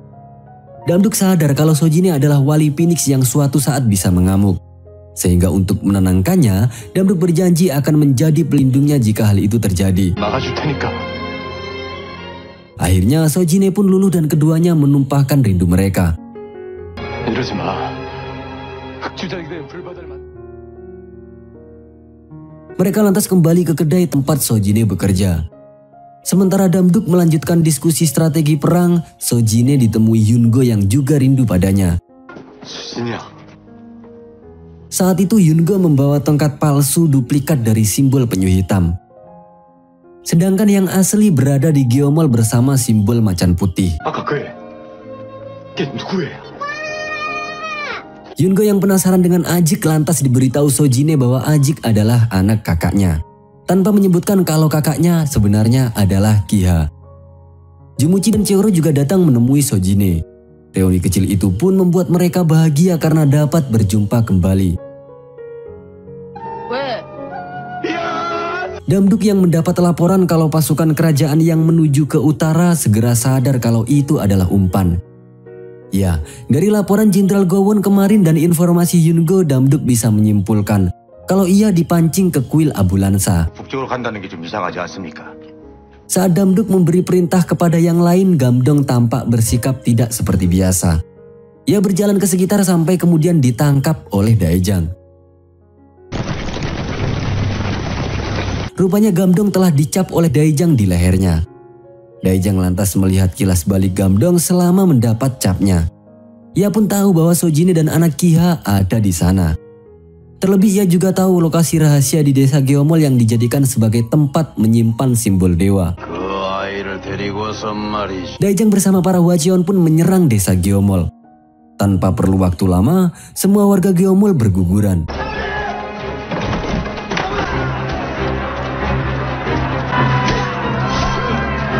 Para sesepuh berusaha melindungi simbol dewa dengan jurus tak terlihat. Namun Daejang menggunakan sihirnya sehingga suasana menjadi dipenuhi kegelapan. Daejang pun menghabisi warga Geomol yang tersisa. Dan ia pun dapat dengan mudah menemukan persembunyian itu. Para tetua juga langsung tewas karena sihir Daejang dan dua simbol dewa berhasil ia dapatkan.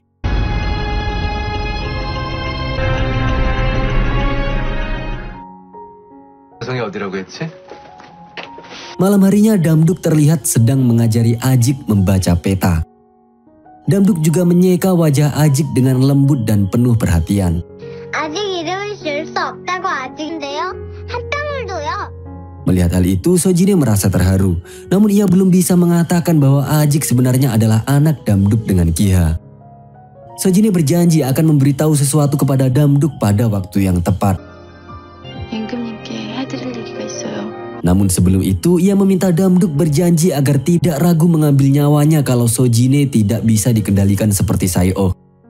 Damduk pun berjanji akan hal itu, tapi ia juga telah memiliki rencana sendiri dan akan mengakhirinya dengan caranya sendiri. Rencana apakah itu? Akan kita ketahui nanti. 방식대로 할 거야. Tiba-tiba seorang tentara mengabarkan penyerangan benteng Shin. Damduk pun menyerahkan baju zirah baru kepada Sojine dan memintanya mendampingi Damduk di medan perang. 지금 내 옆이 가장 안전할 거야. Keesokan harinya Pak Tarmo yang baru datang ke Geomall sangat bersedih mendapati semua orang tewas di sana. Dengan cepat kabar itu diketahui Yungo. Yungo sampai terbata-bata dan menangis melaporkan hal itu kepada Damduk. Yungo sadar bahwa apa yang diinginkan Hwacheon adalah 4 simbol dewa dan Damduk. Kini telah jelas bagi Damduk bahwa Hwacheon memang berniat menggiringnya ke kuil Abulansa agar mereka bisa membuka altar langit. Tak lama kemudian Hitan yang sudah menjadi sekutu Goguryeo mengirimkan 10.000 pasukan untuk membantu Damduk. Pasukan Damduk kini berjumlah 34.000, diantaranya gabungan dari Jumuchi, Hitan dan tentara Goguryeo sendiri. Sementara 50.000 pasukan yang sedang membantu Silla tidak dipanggil pulang. Tahu bahwa Hwacheon dan sekutunya memiliki 100.000 pasukan, sedangkan pasukan Damduk tak sampai separuh dari pasukan Hwacheon. Tentu membuat Damduk berpikir keras agar tetap bisa menang. Damduk sempat bimbang antara tetap berperang ke kuil Abulansa ataukah tidak. Akan tetapi saat itu tiba-tiba Ajik dibawa Gamdong yang terpengaruh segel Daejang ke kuil Abulansa.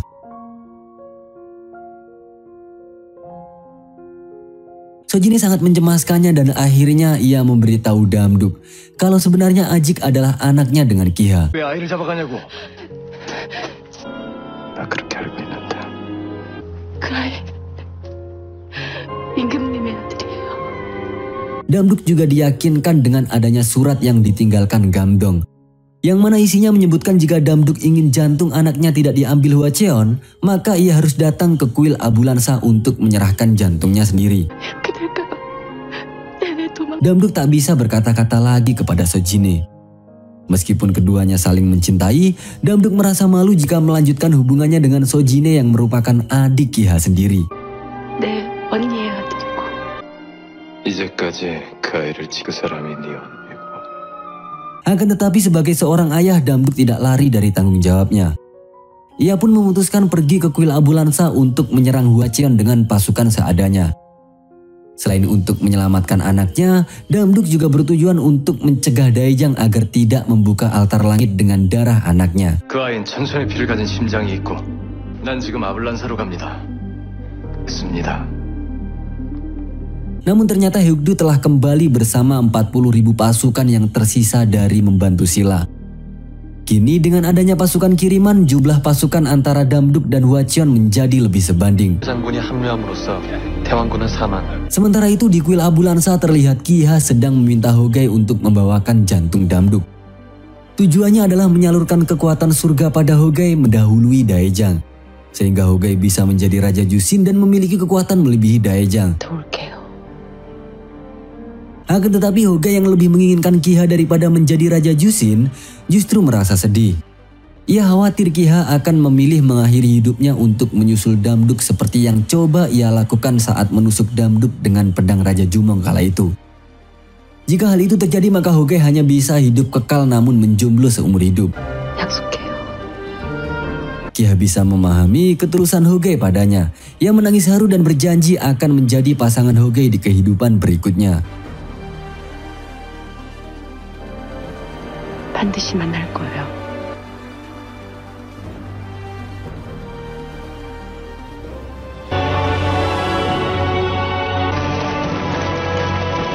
Singkat waktu, Damduk melihat Hogei memimpin pasukan Hwacheon di medan perang. Ia sadar bahwa Jenderal Kim Mo-in itu ternyata adalah Hogei. Namun Damduk tidak gentar menghadapi Hogei untuk sekian kalinya. Ia berteriak pada pasukannya bahwa mereka akan tetap menang. Karena selama ini mereka tidak pernah mengenal kekalahan. Mendengar itu sontak semua pasukan Damduk tertawa dan membuat mereka sangat bersemangat. 방법 따윈 모르니까 끝까지 달려봐. 우린 반드시 이길 것이다.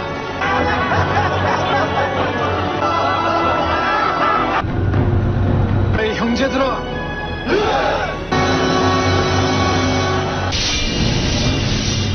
Tanpa berlama-lama lagi peperangan pun terjadi.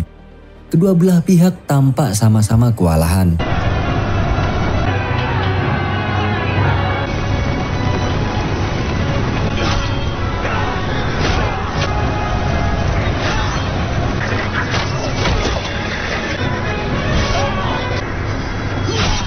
Tanpa diduga, Hyukdu yang sudah cukup tua akhirnya gugur dalam pertempuran itu. Melihat pasukan Hwacheon yang banyak akan membuat peperangan terlalu lama, Sojine pun memutuskan berpindah haluan menuju kuil Abu Lansa lebih dulu untuk menyelamatkan Ajik. Di saat yang sama, Daejang tahu kalau Kiha berniat mendukung Hogei daripada dirinya. Akhirnya ia memulai ritual membuka altar langit. Kiha pun meletakkan 4 simbol dewa di altar langit sembari berharap Hogei segera datang membawa jantung Damduk, sehingga anaknya tidak dikorbankan Daejang.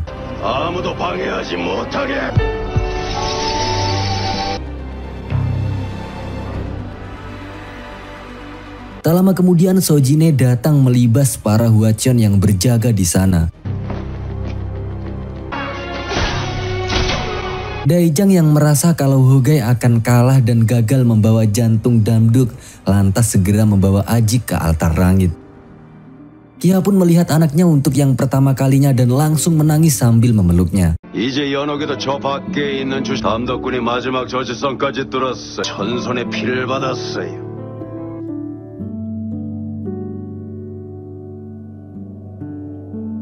어미 나더러. Namun Daejang meminta Kiha agar segera mengambil jantung Ajik dan memulai ritual. Tentu sebagai seorang ibu, Kiha menolak melakukan itu. Kemudian Sojine datang menembakkan panahnya pada Daejang dan meminta Kiha tidak melakukan apa yang diinginkan Daejang. 언니 아야. Kedatangan Sojine itu juga membuat Kiha terharu karena akhirnya Sojine mau mengakuinya sebagai kakak. Namun Daejang segera melemparkan panah Sojine kembali dan membuat Sojine terpental kesakitan. Daejang lantas segera merasuki tubuh Kiha untuk mengambil jantung Ajik.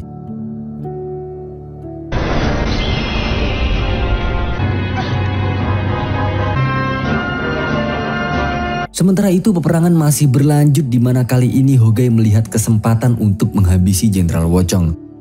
Hogei pun berhasil menyabet Jenderal Hwochong saat ia sibuk dikepung pasukan Hogei.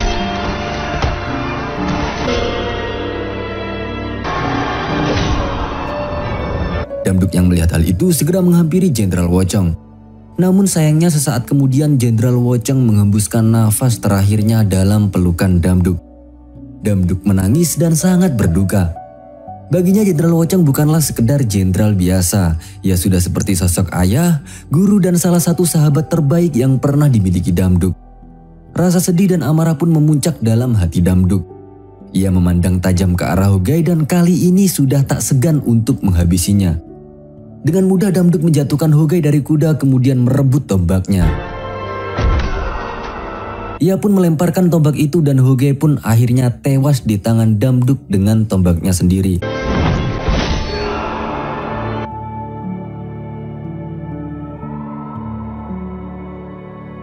Damduk memandang ke sekelilingnya melihat Jumuchi dan Cheoro masih hidup dan bersemangat menghabisi musuh-musuhnya. Namun ia tidak melihat Sojine.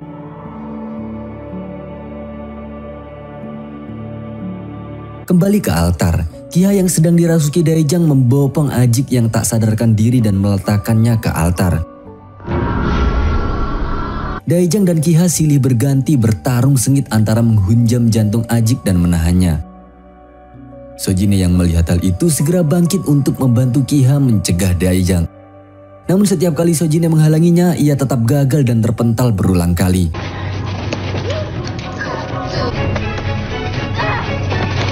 Sojine yang merasa tak ada pilihan lain lagi mengeluarkan belatinya dan berniat mengakhiri Kiha dan Daejang bersama-sama. Tapi usaha itu tetap gagal dan membuat Sojine terlempar kesakitan tanpa bisa bangun lagi.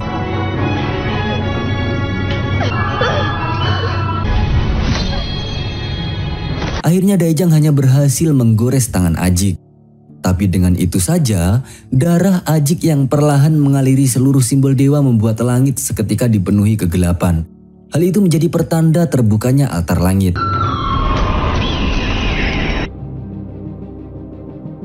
Tanpa diduga, Kiha tidak bisa mengontrol dirinya. Amarahnya membuat Daejang terpental dari tubuhnya dan sekaligus membuat tubuh Kiha diselimuti aura Phoenix. Peristiwa itu persis seperti yang dialami Sae-oh di awal drama ini yang kerasukan Black Phoenix. Akan tetapi Kiha tidak mengeluarkan wujud dewa Phoenix dan hanya melayang ke udara. Sojine segera berlari membawa Ajik menjauh. Saat itu aura Phoenix nyaris mengenai Sojine dan Ajik. Namun beruntungnya Damduk datang tepat waktu dan melindungi mereka. Satu persatu simbol dewa teraliri darah Ajik dan mengaktifkan kekuatan simbol dewa termasuk gagang pedang Raja Jumong yang kala itu sedang dibawa Damduk. Saat itu Daejang melompat mencoba menyerap kekuatan langit sekaligus menyerang Damduk. Namun Damduk menyadarinya. Gagang Jumong berubah menjadi sinar putih di tangan Damduk. Dengan hanya menahan dada Daejang dengan tangannya yang dilingkupi sinar putih, seketika tubuh Daejang meledak lenyap menjadi debu. Kekuatan sihir Daejang terserap oleh gagang Raja Jumong yang kembali muncul di tangan Damduk.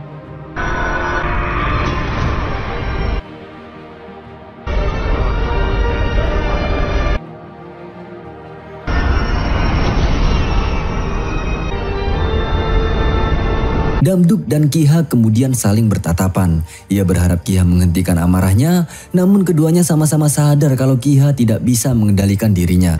제발 그만 멈춰봐.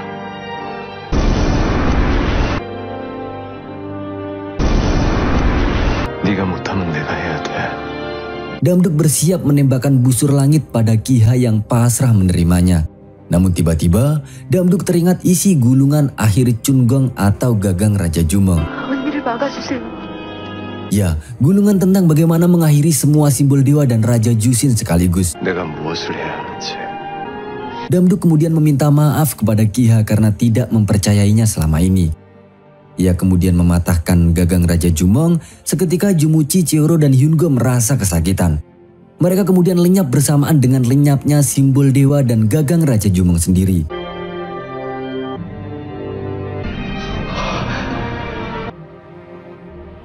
사람은 누구나 잘못할 수 있는 거야. 이제 넌 괜찮아. 하늘에 그 말을 해야겠어.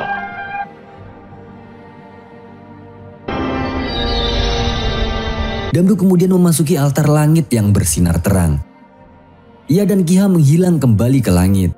Sementara Sojine yang merupakan reinkarnasi Sae-oh kembali menjadi manusia biasa.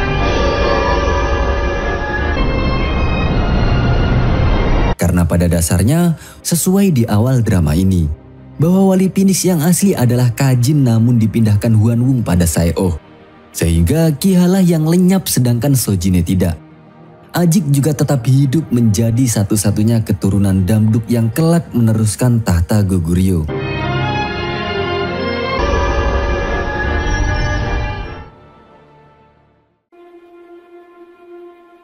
Film ini pun ditutup dengan memperlihatkan salah satu prasasti terbesar di dunia.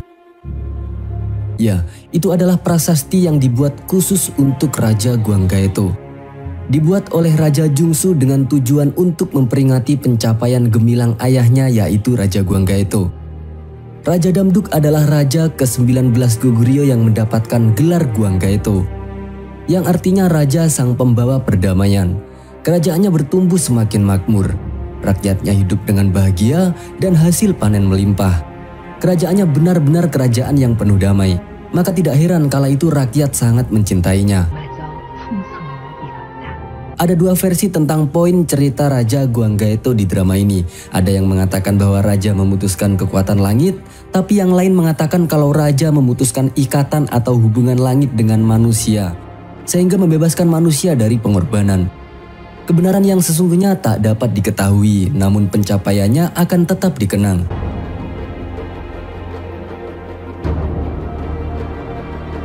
Berikut pencapaian besar Raja Damduk atau Raja Agung Guanggaeto. Pada masa pemerintahannya tahun ke-14, penyerangan pada Houyan beliau berhasil menguasai perdagangan internasional. Masa pemerintahannya pada tahun ke-17, beliau meruntuhkan Houyan dan membantu mendirikan Yan Utara.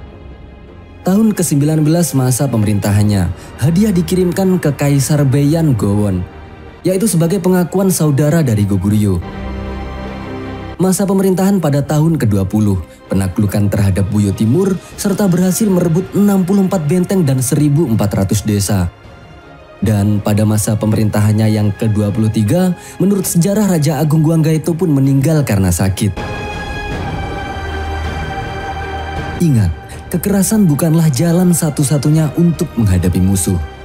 Max pamit undur diri dulu. Terima kasih buat kalian yang sudah menanti menonton konten Max hingga akhir. Semoga bahagia dan sampai jumpa pada alur cerita selanjutnya.